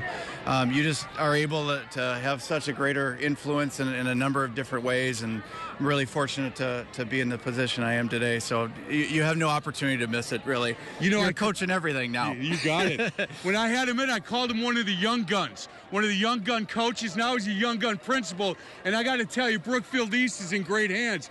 Andy, it's good to see you again. Oh, thanks for having me, and thanks again for coming out. You bet, boys. Mike, Andy, thank you very much. 17-14 as we get set to start our third quarter here tonight. Got a few defensive stats here. Will Watkins has 8 tackles for Sussex. That's not good because he's the free safety. And Mark Radcliffe's got 5 for Brookfield East. The 2 outside linebackers, Hepperle and Noonan, each have 4 tackles.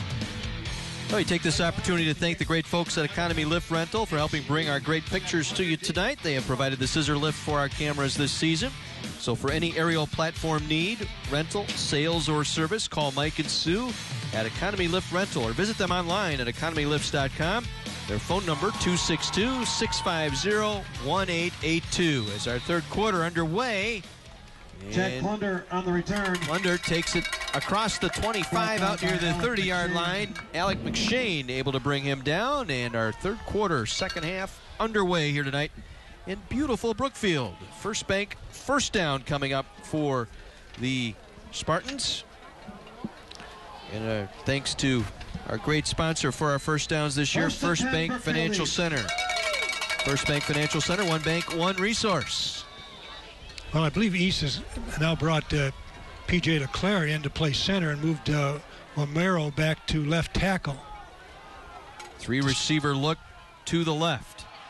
And this is Santiago Lloyd. Whoa, out across the 40, out to the 44-yard line. 16 yards by the freshman Santiago Lloyd as we get another look. Will Watkins got his 9th tackle on that play right there, but that's right up the middle. And that's a really good start for East. They have the opportunity to pull ahead. They had the ball at the end of the first half, start the second half with it.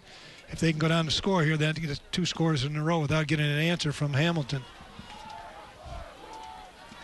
Santiago Lloyd, the freshman, in the backfield. 3 receivers again to the left as D'Amico will keep it. Has some running room across the 45, just shy of midfield. Pickup of about 5 by D'Amico, the quarterback. Noah Nagel, the inside linebacker on the stop. Yeah, real good movement on that play there. 2nd and 5 from the 49. From the Brookfield offensive line. So now on offense in the line, it's Romero, Pulsifer, LeClaire, Leonowitz, and Caliendo. Sutton in motion to the far side. Santiago Lloyd breaks the tackle. Takes tacklers with him inside the 35, down to the 32-yard line. 17 yards and another First Bank first down. Ryan Warzan able to make the play. I talked about Drew Patterson getting yards after the contact. Well, the young freshman here had about 9 to 10 yards on that after contact there. Here you can get a good look at it.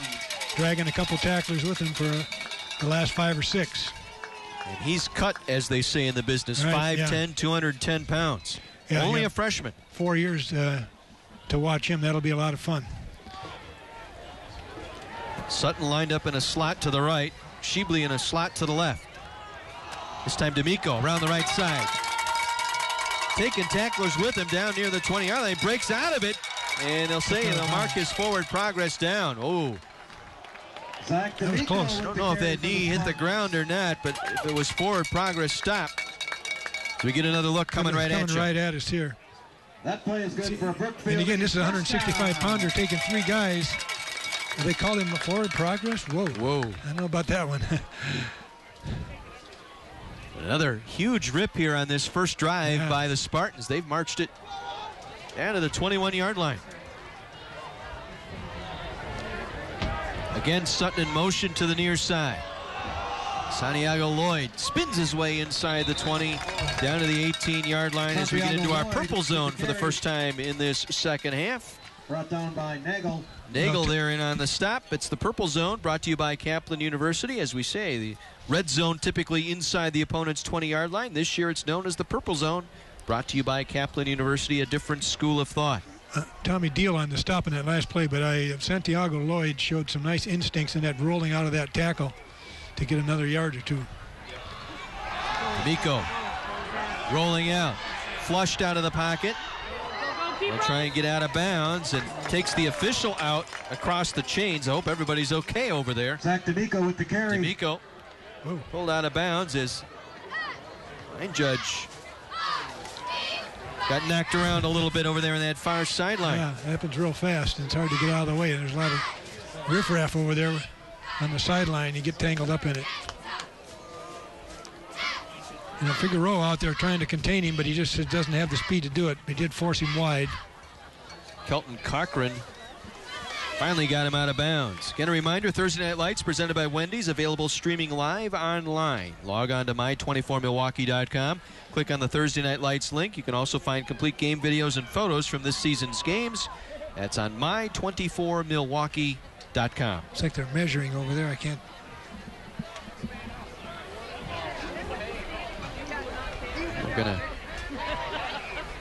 Sticks are right there, so they don't have very far to go. So evidently he's short because they didn't. They just sent the ball back in to have it placed in. It was short of the first down. So 3rd and inches here for the Spartans. Opening drive, second half. They lead by 3. 3rd and short. 3 receivers to the right. And D'Amico will keep it. D'Amico around the left side to the 10, to the 5. Touchdown, Brookfield East. Well, that was a really good fake. I thought he gave it to Santiago. And he ended up following Santiago back to the left. That was a nice well-conceived play, and that was really run well. You can see Santiago cuts back, and he breaks that tackle, that first tackle, and then gets into the end zone. We talk about decision-making. Boy, at the last second, took it right out of the belly of the freshman. Well, he's got great composure. You know, to do that as that is not easy to do, and you can see he doesn't get flustered. He just hangs on to it and hangs on to it, and that pays off. Connor Allen with the extra point. 10-point Brookfield East lead. An impressive drive to start this second half as we take another look at the touchdown. There it is right here. You know, I didn't see who won the toss to start the game. I assume that Brookfield East did, and they chose to defer. And this is why you defer. You have a chance to get the ball twice in a row at the end of the first half and to start the second half. And if you take advantage of that like they now have gone from down by 4 to up by 10 with two touchdowns in a row. Special thanks tonight to Montaluna Pizzeria for providing awesome. D'Amico is 5th touchdown rushing of the year. Montaluna is located in the Stonewood Village Center at 177th Get a look at Tom Schwittel on that Brookfield East sideline. 7 plays, 71 yards. And now D'Amico tonight, 111 yards and a touchdown. Yep. Well, you see Tom Schwittel. I think this is his 4th or 5th year here. He's a former player of mine. Played back, was an offensive and defensive tackle for Marquette High School back in the mid-70s. He's a very good player. This is really, he's been at Dominican and Wauwatosa East and Brookfield East. This is the first school where he's really had some talent to work with, and he's shown that he can really do a great job as a coach. No chance as Connor Allen drills it through the end zone for the touchback. So the Chargers will get their first possession of the second half at their own 20-yard line. Just one other thing about Tom Schwittel. He just came off being the president of the State Coaches Association, just handed that off to Frank Matrice down at Kenosha-Tremper, but that shows how dedicated he is to the game and what he wants to give back to it, to the game that's been really good to him. Well, the Chargers now down 10.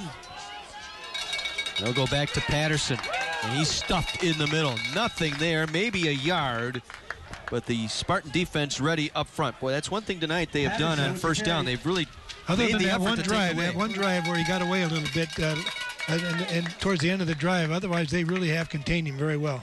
Evan Kiekhofer in on the stop, the 6'4" senior defensive tackle. 2nd and 9 from the 21. Shaborski, Kiekhofer, Bielfuss, and Durney up front. That front 4 for the Spartans as they run the reverse here near side with room. ALEC McShane. ALEC McShane with the carry. That was a little fake to the fullback to Patterson and give to the wingback coming back in motion. They've got around the corner a couple times in that play. Get that guard out in front of him there. Mike Fried out there to lead the blocking. 1st and 10 from the 40. Big run by McShane out across the 40-yard line. Sets up the Chargers here as they try and respond. Double wing. And they'll give it to Webb. The left wing coming around, and he is stopped. Got a yard, and that's about it. Isaiah Webb, just his third carry tonight, brought down by Hepperla. He's back in that ball game after sustaining that hyperextended elbow in the first half. And obviously he's not being careful. Yeah, not being careful there, but that was Webb, not Patterson. I think he was told to be careful trying to bring Patterson down. Yeah, it's like telling somebody to go out and play in traffic, but don't get hit by a car. I'll run the option. Barnes on the late pitch to McShane out to midfield. McShane's had a good night. He's had some good catches, and he's also run the ball well. Cal Durney brought him down. Durney and Copeland have ganged up on this play. Shane, who was lined up as a wide receiver, a split end on that right side, coming all the way around to take it to midfield. Well, a suspended lawyer is forced to enroll in a community college with a wacky staff and student body. Don't miss community weeknights at 9 and 9:30. That starts this Monday right here on My 24. Moving the pile into Spartan territory down to the 48-yard line. Barnes with the keeper. Barnes just to get that first down. Got the first down. Peter Ditter, reserve defensive tackle, in on the stop for Brookfield East. Another first bank first down. Well, it looks like Hamilton's playing some inspired football here too. They want to answer one of those 2 touchdowns if they can right here. Barnes in under center, has Patterson in the backfield. We'll give it to the wingman coming around. That is Tyler Davis. Tyler Davis, his first carry tonight. Taking around the right side, was lined up as a left wing. Childs and Karstens able to bring him down. Micah Childs on the tackle. There's a little counter play off the right side.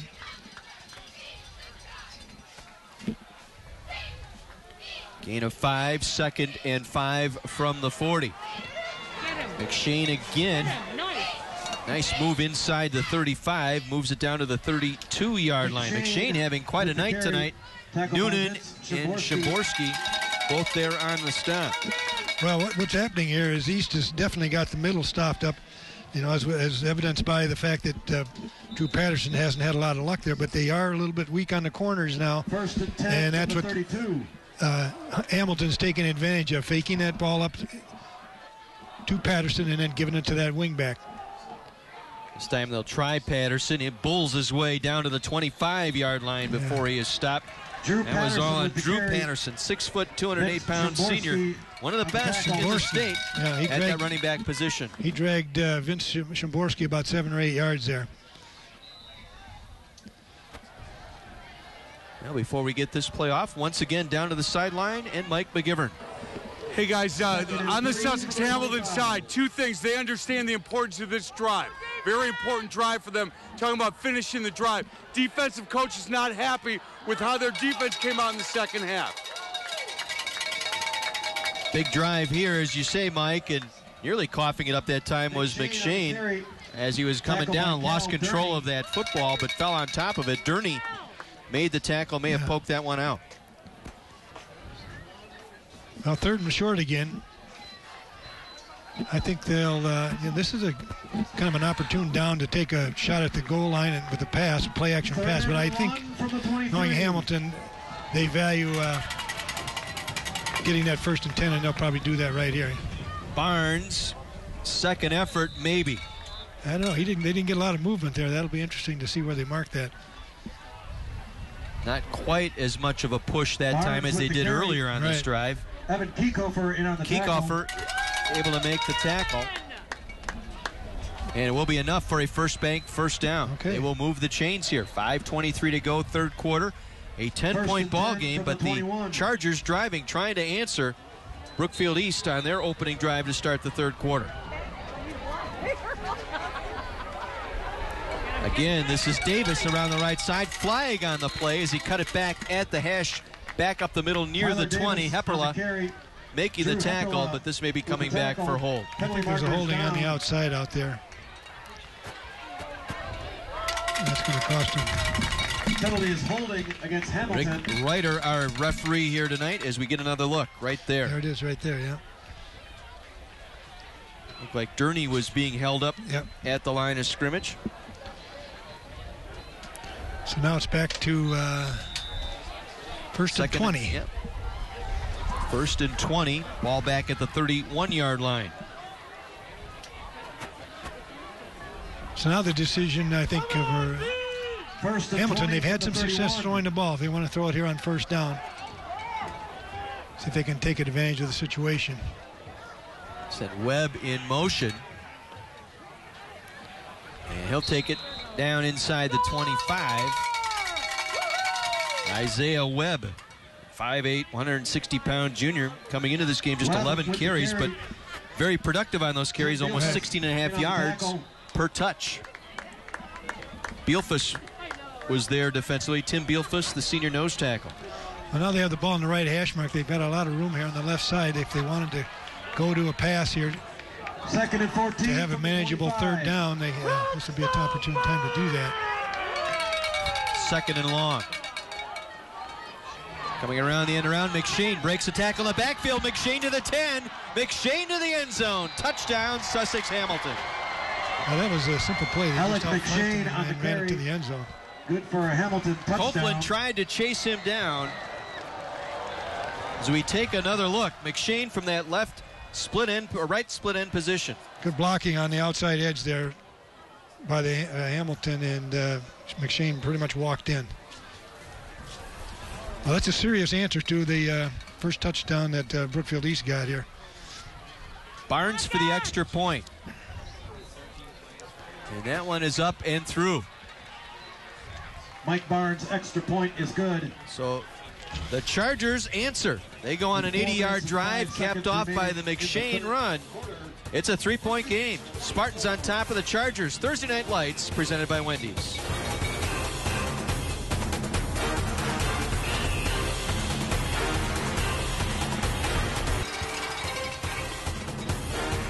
Once again, a 3-point ball game.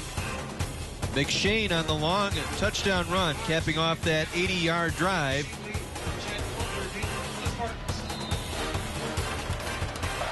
Sheebley and Klunder standing deep. On the run-up.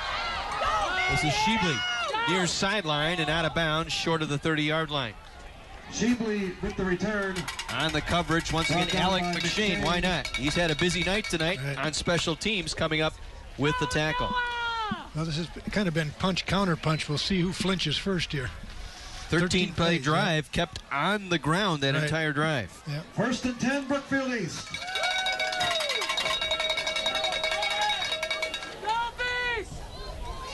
So D'Amico will lead them back out. Ball just shy of the 29-yard line. Quite the battle tonight here in Brookfield.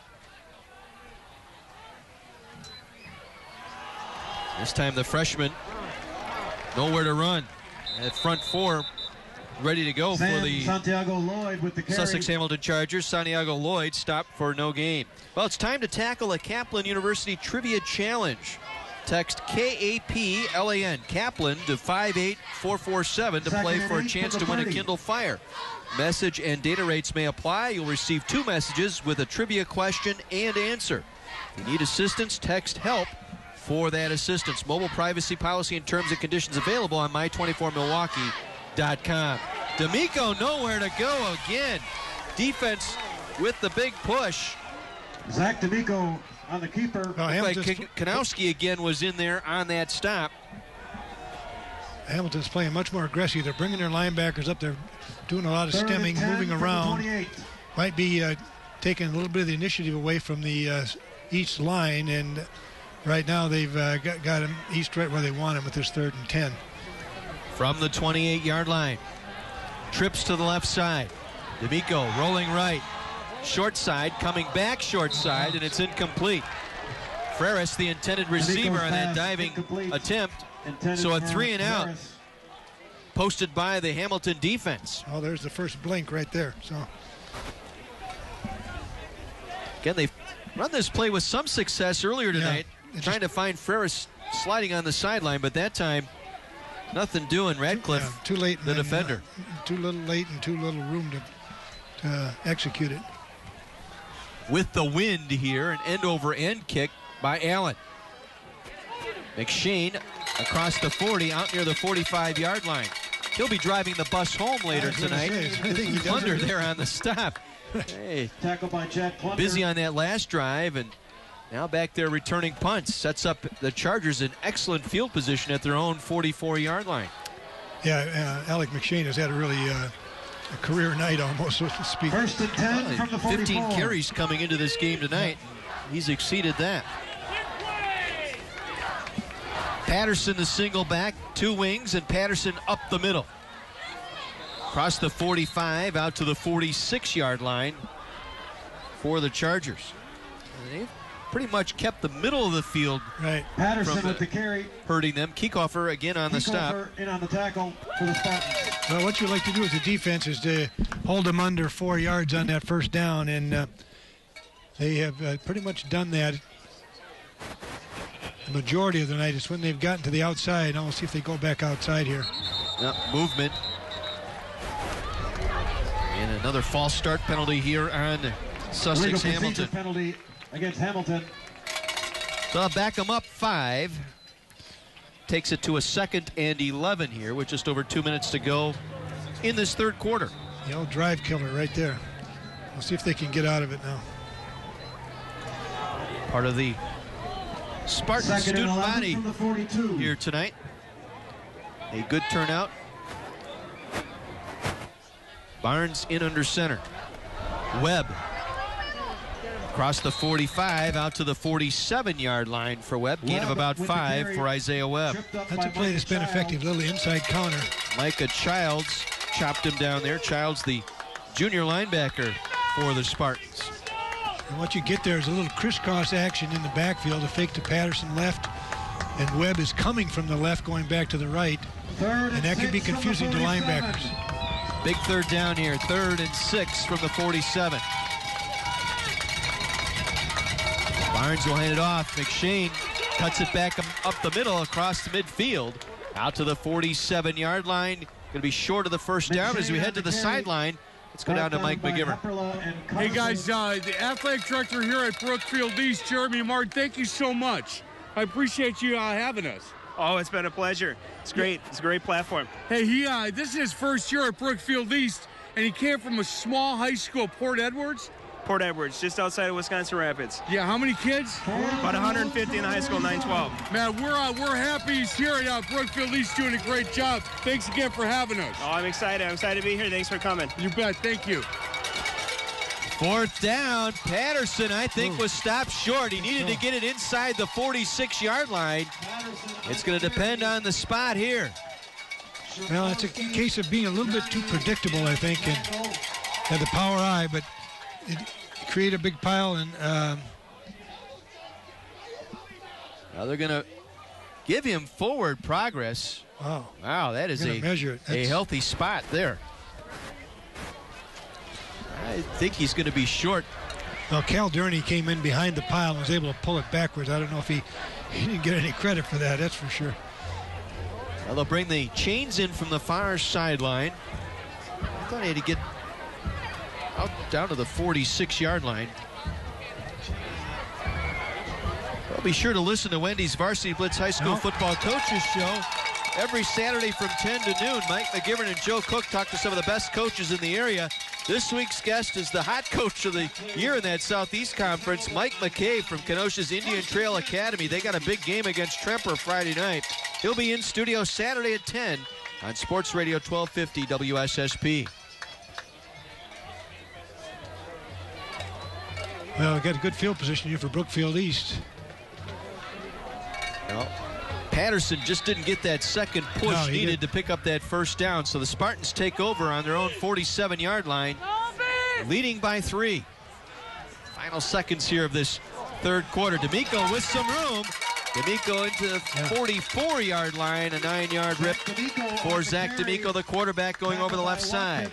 Watkins again on the stop for the Chargers. Well, if you got a replay here, we do. The two defenders for Hamilton on their right side both bounced to the outside, and D'Amico was able to just read that and go up inside without any trouble. And they'll let the time run down here as our third quarter comes to an end in Brookfield tonight. The Greater Metro Conference Showdown between Brookfield East and Sussex Hamilton. And the Spartans will take a 3-point lead into the fourth quarter. Back with the fourth quarter. Thursday Night Lights, presented by Wendy's. .ed. 3-point ball game. Brookfield East on top of Sussex Hamilton. We begin the fourth quarter here in Brookfield. A 2nd and 1 for the Spartans at the Hamilton 45-yard line. It's the freshman getting the call here, Sam Santiago-Lloyd, and he'll pick up the first down. Ben Kanowski making the tackle for the Chargers. Kanowski with the tackle. That play results in a Brookfield first down. Some time here while they and get points out of this. That would be a big boost for the Spartans. So a first bank first down here as we start this fourth quarter. John Weiser, Dick Basham with you, along with Mike McGivern and Kara.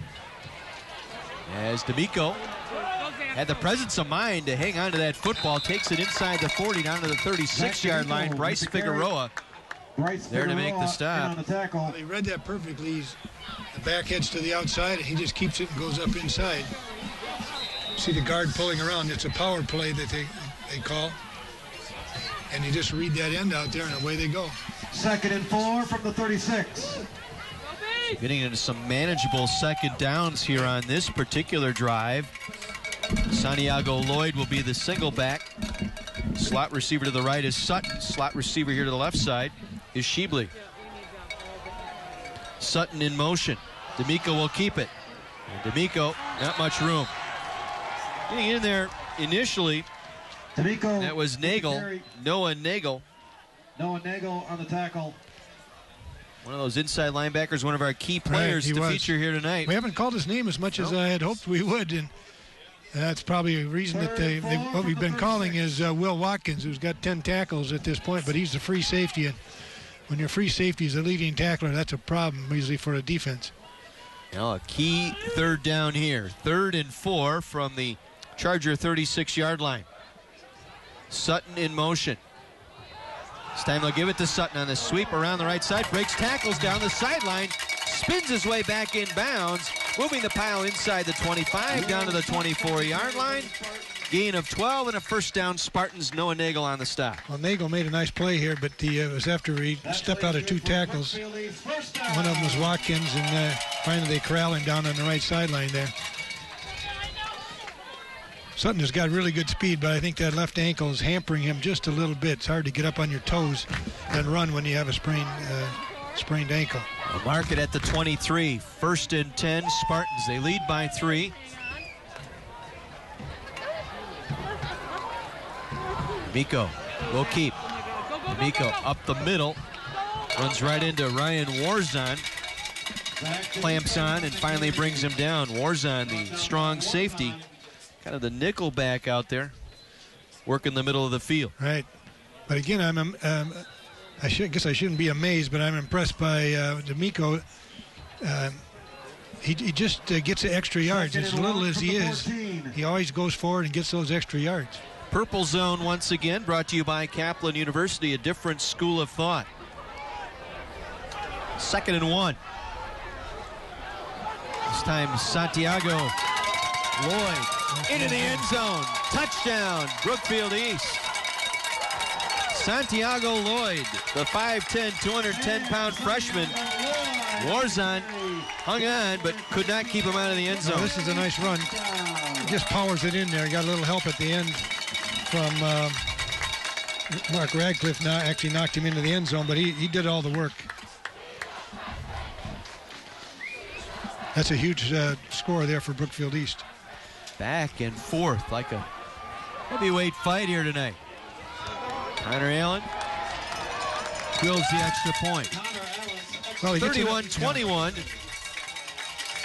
So now they get it up to a two-score lead, and that gives them a little bit of cushion. But as we know from our game last week, there's a lot of things that can happen here in this last 9 minutes. Well, each team answering each other's drives here in this second half.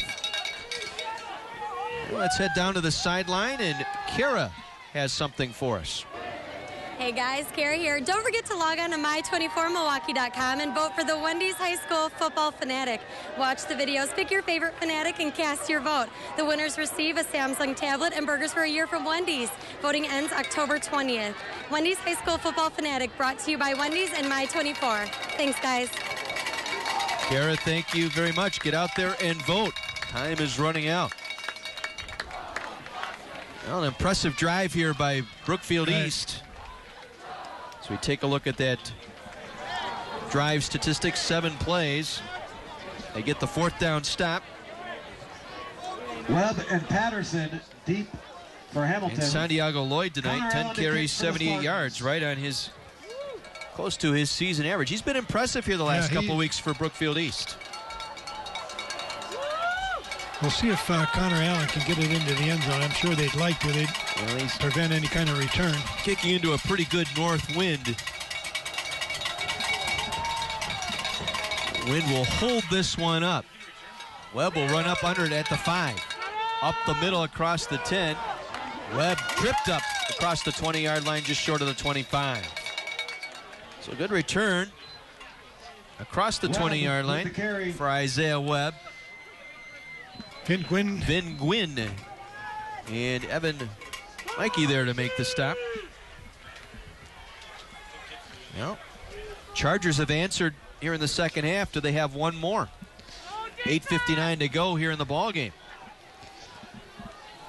Well, again, they don't throw the ball much. They use a lot of time up. They're going to have to knock off some big yardage here, I think. Keep the ball moving down the field. Barnes in under center, sends McShane in motion. And it's Patterson, the big fullback, just short of the 30-yard line.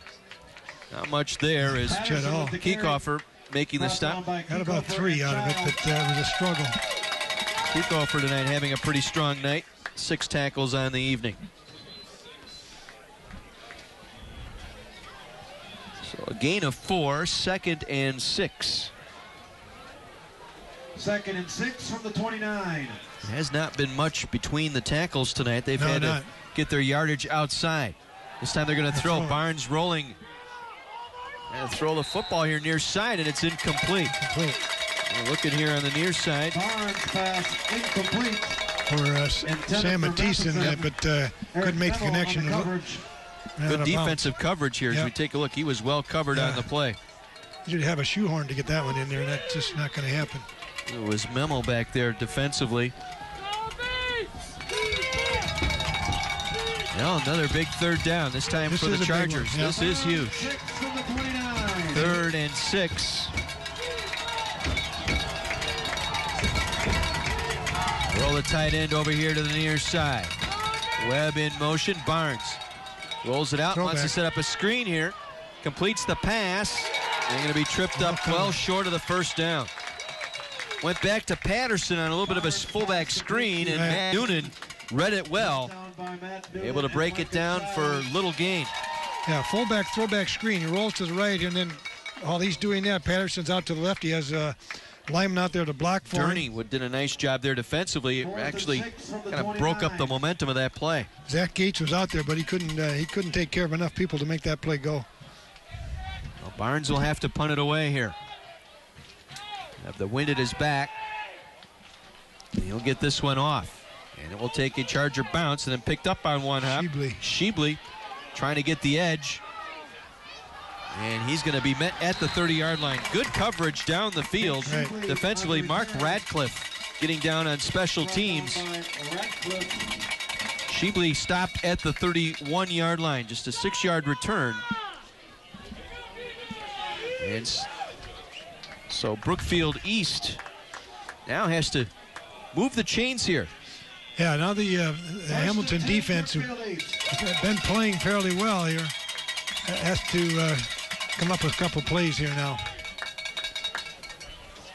So we'll set up 1st and 10 from the 31. D'Amico along with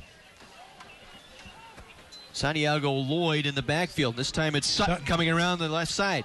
Sutton with some running room, 40, 45 midfield. Sutton hammered out of bounds short of the Hamilton 40-yard line. That's what speed does for you right there. That's a play that... 28 yards, Warzon on the stop. That play was going sideways until he was able to get to the corner right here. That's good for Brookfield East. First down. See, Brett Bueller got caught a little bit inside and misjudged the speed, and even though he's got a bad wheel, Sutton still can outrun most people on the field. So first bank, first down for the Spartans, just inside the Charger 30 or 40-yard line, I should say, the 39. This time they'll give it to Sheebley. Sheebley around the right side, inside the 40, down to the 36-yard line. Sheebley lined up in a slot to the left, taking the handoff that time. Watkins again in on the stop. He's been a busy safety tonight for Sussex Hamilton. Well, My 24 is my place for sports. If you're looking for more football, we've got it for you this weekend. Don't miss New Mexico versus Pittsburgh on ACC football this Saturday morning at 11, right here on My 24. 2nd and 6 from the 36. Gain of 4 on the play. 2nd down, 6 upcoming.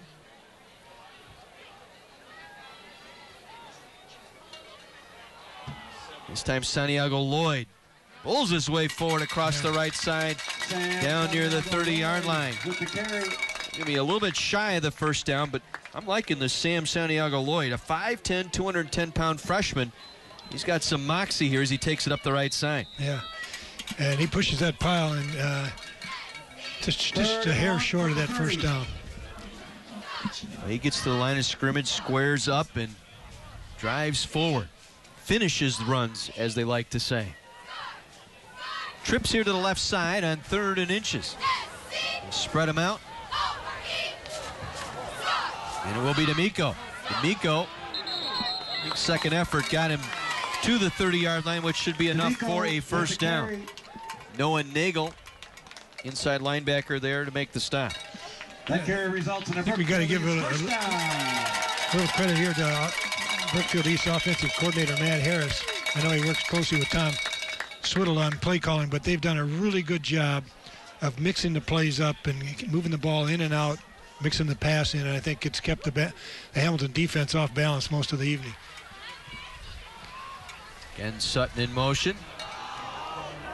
And D'Amico stopped near the line of scrimmage. Ben Kanowski did a nice job there. Wasn't going to be fooled on that handoff. He stayed home. Brought D'Amico down, no gain. That was a win for the defense there. Clock continues to move. 5:15 to play. Hamilton needing a defensive stop. Officially a loss of 1. 2nd and 11 here for the Spartans at the Hamilton 30-yard line.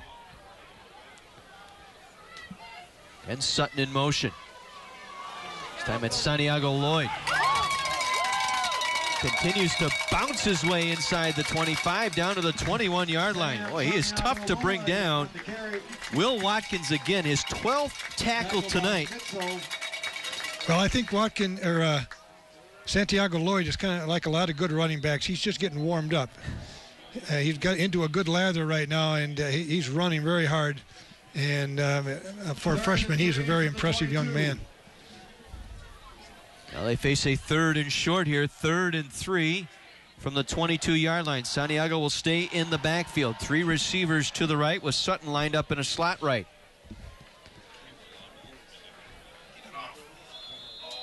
And somebody must have moved. Delay, the late flag. The back judge searching for that penalty flag.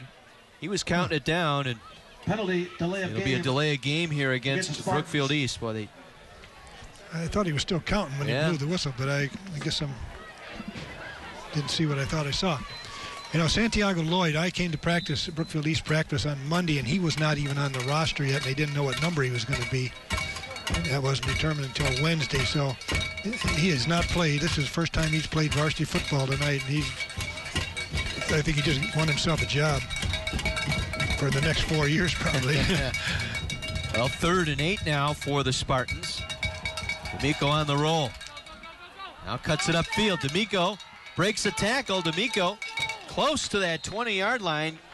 Got driven back there. Not sure forward progress got him the first down, but it's going to be close. Credit D'Amico with that good athleticism, able to break that first tackle wide here on the right side. I mentioned at halftime that Hamilton needed to change their coverage on this particular this flood pattern, and they've been throwing it to Will Sutton all night long. Well, they changed their coverage, and Sutton was well covered, and D'Amico couldn't find anybody who was open. Ben Kanowski had a chance to take him down at the line of scrimmage, but D'Amico was able to break free. It'll bring 4th and 1 here from the 21. D'Amico to his left, wants to throw to Sutton, dropped it, incomplete. He was open, hit the receiver where you're not supposed to, right in the hands, right, Coach?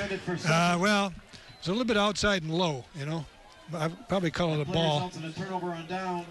But I'll tell you what was good was a very good block by the young freshman running back. He also got a good block on the end to give Zach D'Amico a chance to throw the ball. 3:20 to go. We'll take our break. 31-21 Brookfield East.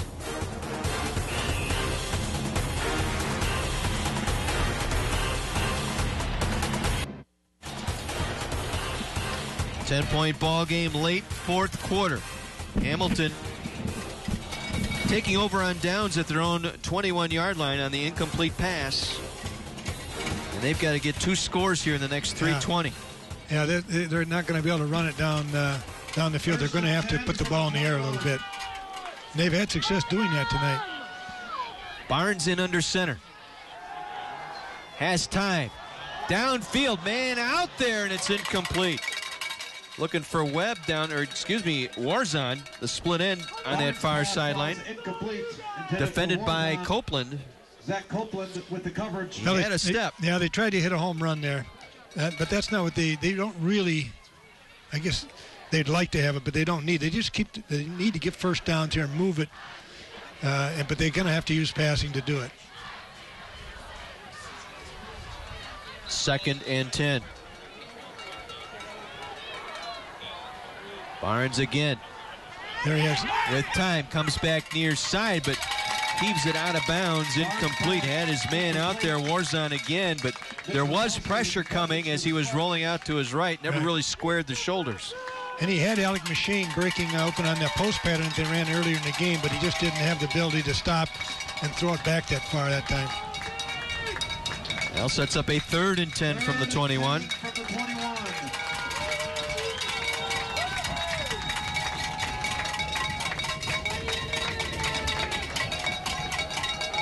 Now pressure, gets it off. No. Up for grabs, incomplete. McShane, the nearest target here on the near side, but he was well covered.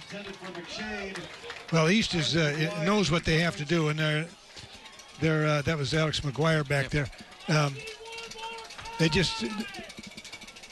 There's no secret what has to happen, and East is playing the play all the way to the end, and it's making it very difficult now. For a team that doesn't pass that well as far as moving down the field, they have to do use play action and stuff like that. This is a very difficult situation. Now 4th and 10. They'll run a draw play, and it's stuffed for a loss. That play has been taken away most of the night tonight, and big play defense by the Spartans here on 4th down. Calderney and Noonan, I believe, both there. Well, Tim Bielfuss was the last guy to get up off the pile, so I would give him a lot of credit, too. So the Spartan defense comes up big here late. So Brookfield East will get it back on the 21-yard line with 2:55 to play, leading by 10. And I believe Hamilton has all 3 of their timeouts, so I'm sure they'll use them here. D'Amico getting the play. We'll get them set at the line. Sutton lined up in a slot to the left. Santiago Lloyd in the backfield. High snap. D'Amico brings it down, hangs on to it, gets it back to the line of scrimmage. Yeah, he almost lost the handle on that. That wouldn't have been good. Sean Cody, I should say, able to make the stop. Cody, a senior linebacker for Hamilton, and John D'Amato electing the clock to roll here. They can stop them on this down and look for them to take a timeout. Again, 3 receivers here to the near side with Sutton lined up in a slot. Single receiver right is Freris. And it's Santiago Lloyd. Lloyd bowls his way forward up the middle inside the 15 down to the 13-yard line. Gain of about 7 on the play. Sets up 3rd and 2. Will Watkins tonight, 13 tackles, makes the stop.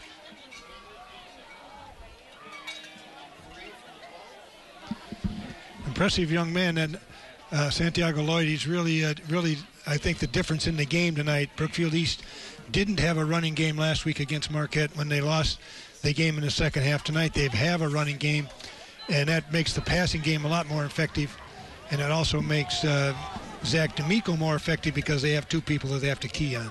We talked to Mike Steiner at halftime about all his accolades as a track coach, but how about the development of his freshman, Sam Santiago Lloyd, off that freshman team? Right, yeah, Mike is one of the freshman coaches, and I'm sure they miss him down there, but he's making a world of difference in the varsity, and I think that's just a shot in the arm that the Brookfield East team needed, because they didn't have a running game last week.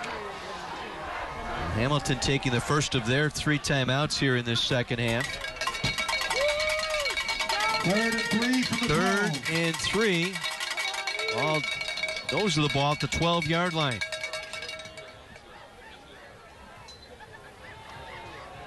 And it's D'Amico around the right side. D'Amico inside the 5. No signal yet. He'll be stopped shy of the goal line. So D'Amico able to take it down to the 2. Just fake the dive, keeps it, steps around in the corner. And again, there's Will Watkins. Watkins with 14 tackles tonight. Yeah. Well, 1st and goal, Spartans here. Chance to put it away. D'Amico to Santiago Lloyd. Touchdown, Spartans. Why not? Give it to the freshman, Sam Santiago Lloyd, for the score to put this one out of reach. He's making a lot of friends tonight. Right up the middle. And Santiago Lloyd capping off quite a debut as a varsity tailback here for the Spartans. Well, 5'10", 210 pounds. Offensive linemen get a lot better when they know they have somebody to block for that can carry the ball. Now they have a quarterback and a running back that can carry the mail. Connor Allen adds the extra point. 38-21, Brookfield East, minute 45 to go. Well, we talked beginning of the night tonight, Dick. This was a big ball game for both squads, but more so for Brookfield East. They needed to get in the win column here in the conference. Well, yeah, that's true. They've played 2 of the better teams in the league. I think they have a big game next week with Brookfield Central. It's rivalry week in the Metro Conference. So each team plays its natural rival. And for Hamilton will be playing Menominee Falls next week, who's one of the top teams. The University of Wisconsin, Milwaukee. So Santiago's 14 carries, 100 yards, 2 TDs. That's a pretty good night for a freshman. It's a good night for anybody, but especially for a freshman. Great kid, great outing, great debut as a varsity running back. As the Spartan faithful getting set to celebrate here tonight. I'm sure that John D'Amato was disappointed. He was very disappointed after the Franklin game, I know, and he'll be disappointed tonight again. I think that they need to find they need to open up their offense a little bit more, take the pressure off of Patterson. When people loaded up in there, they got to be able to do some other things to take advantage of what they're given. Low kick bouncing around, and finally Hamilton will fall on it back near the 20-yard line. Connor Allen's kick.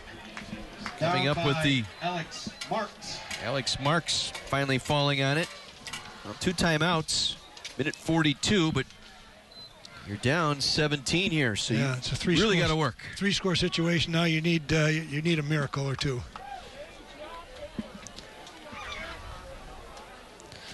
East is going to play 4 across. They're going to put them back at 15 to 20 yards. They're going to keep everything in front of them. First and 10. Also to the ball, make open field tackles. McShane lined up in a slot here to the near side as Barnes rolling right. Protection breaks down, has to throw that one away. Got flushed out of the pocket there. Well, that's another part. You know, they don't have a drop back passing game, I don't believe. And so when you roll out, you immediately cut the field down that needs to be defended. Kiekhofer on the chase out that time of Barnes. Well, and they had McShane for a while here tonight, and I thought maybe that was going to be their ticket, but just as quickly as that developed, it got shut down here by the Brookfield Spartan defense here. Barnes over the middle, completes. To the tight end, Glendenning, I think. No, that's Warzon out across the 35 to the 36-yard line.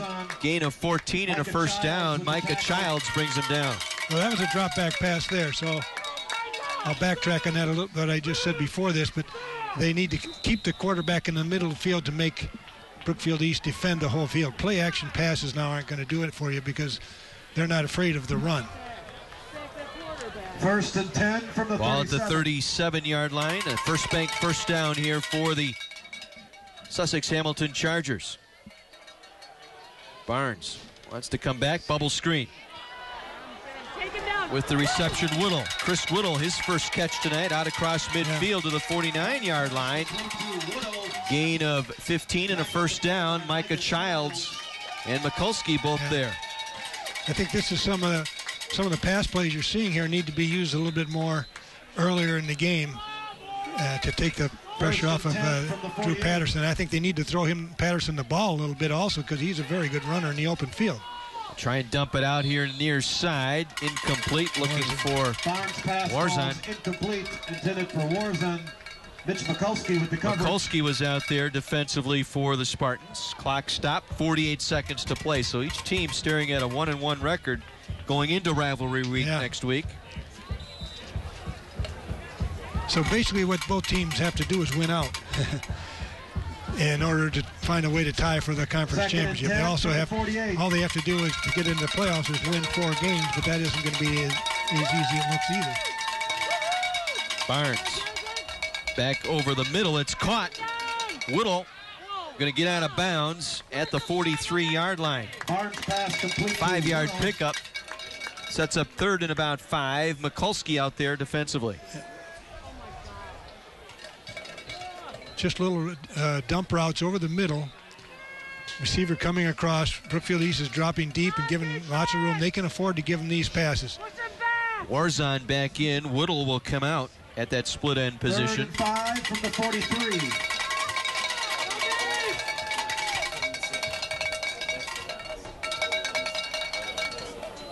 Webb in motion. Barnes on a blitz back over the outside. And Warzon running a skinny post that time.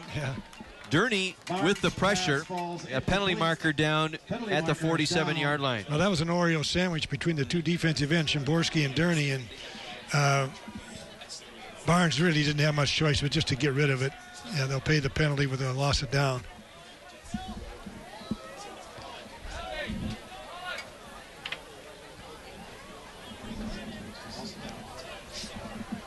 They'll call it intentional grounding. Be a loss of down, so it'll bring up 4th down. Against Hamilton.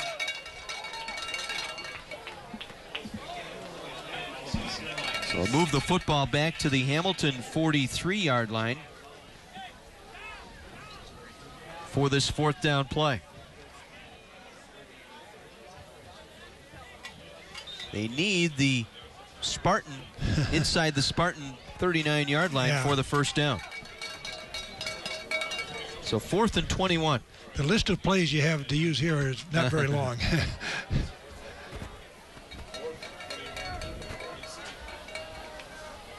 Woodall back in now at a split end. He'll line up to the far side.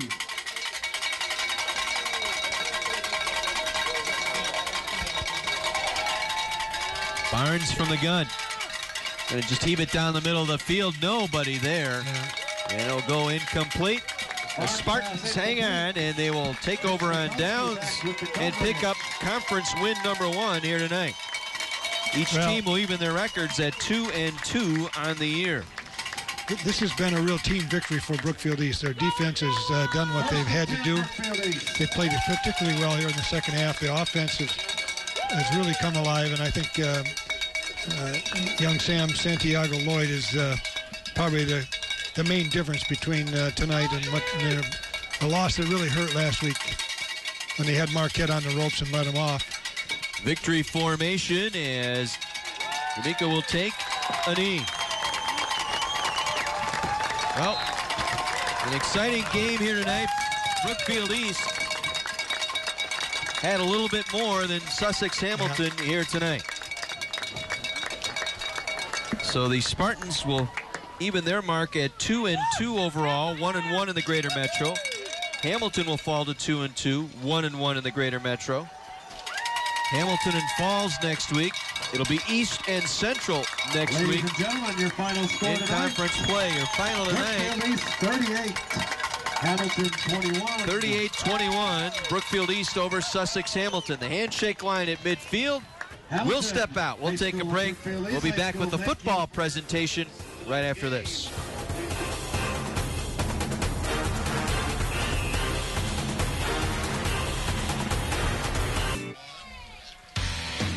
Brookfield East gets into the victory column in the Metro Conference here tonight with a 38-21 win at home over the Sussex Hamilton Chargers. A little too much. They were able to stop the inside run of Sussex Hamilton here tonight and put together some offense led by a freshman running back here tonight, Sam Santiago Lloyd, putting the exclamation on this victory with a late touchdown here in the final minute to provide the final margin, 38-21.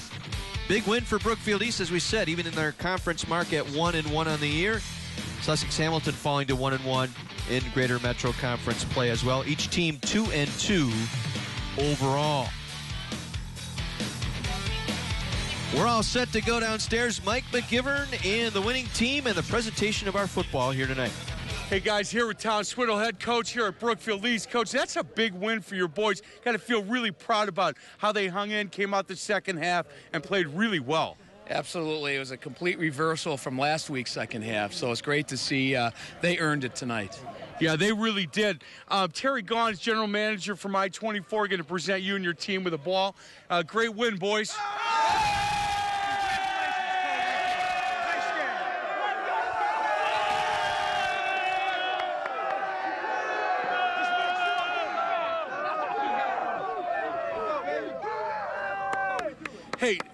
Hey, real quick, I just wanted to say something to 33.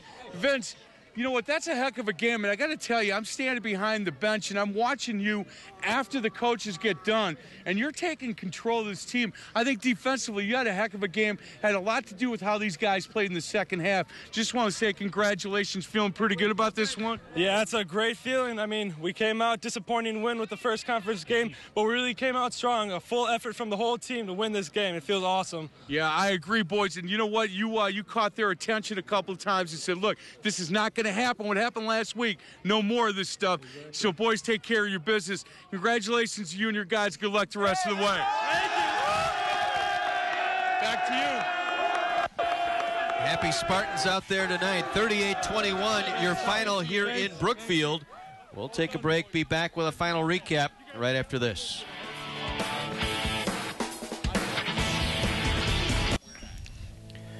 Brookfield East a winner, 38-21 tonight here at Brookfield East High School. A big win for the Spartans as they get to 1-1 in conference play. Chargers fall to 1-1, both teams 2-2 overall. Time now to take a look at our players of the game. And we'll start first for Sussex Hamilton. Well, ALEC McShane is our player of the game, number 13, a wide receiver. Covered kicks, returned a kick, and really had a great night. Here you see him on a sweep around the left side. Cuts back to the middle. 114 yards rushing, 1 TD, 77 yards reception for a TD. Here's an option play. He gets the pitch.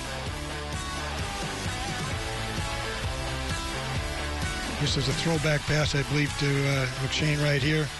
He throws way back across the field. He's open. The two defenders go down.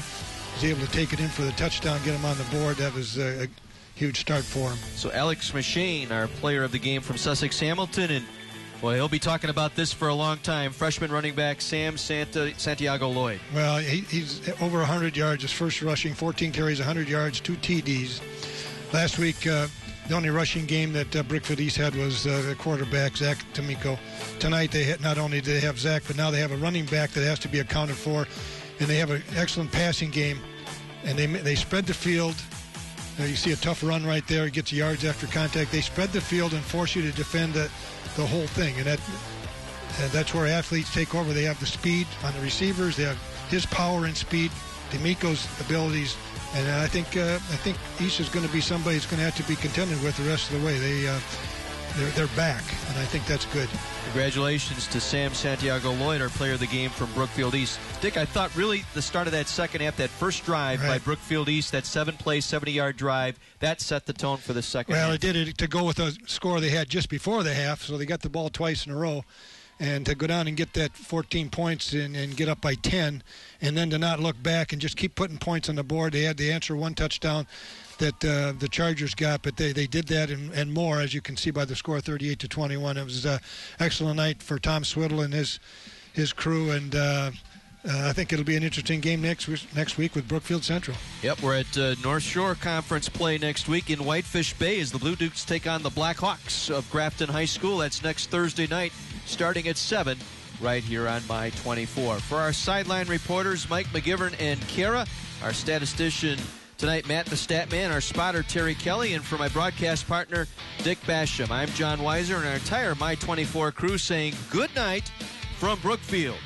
The Brookfield East Spartans, a victory over Sussex Hamilton tonight by a score of 38-21. See you next week in Whitefish Bay. Good night, everyone.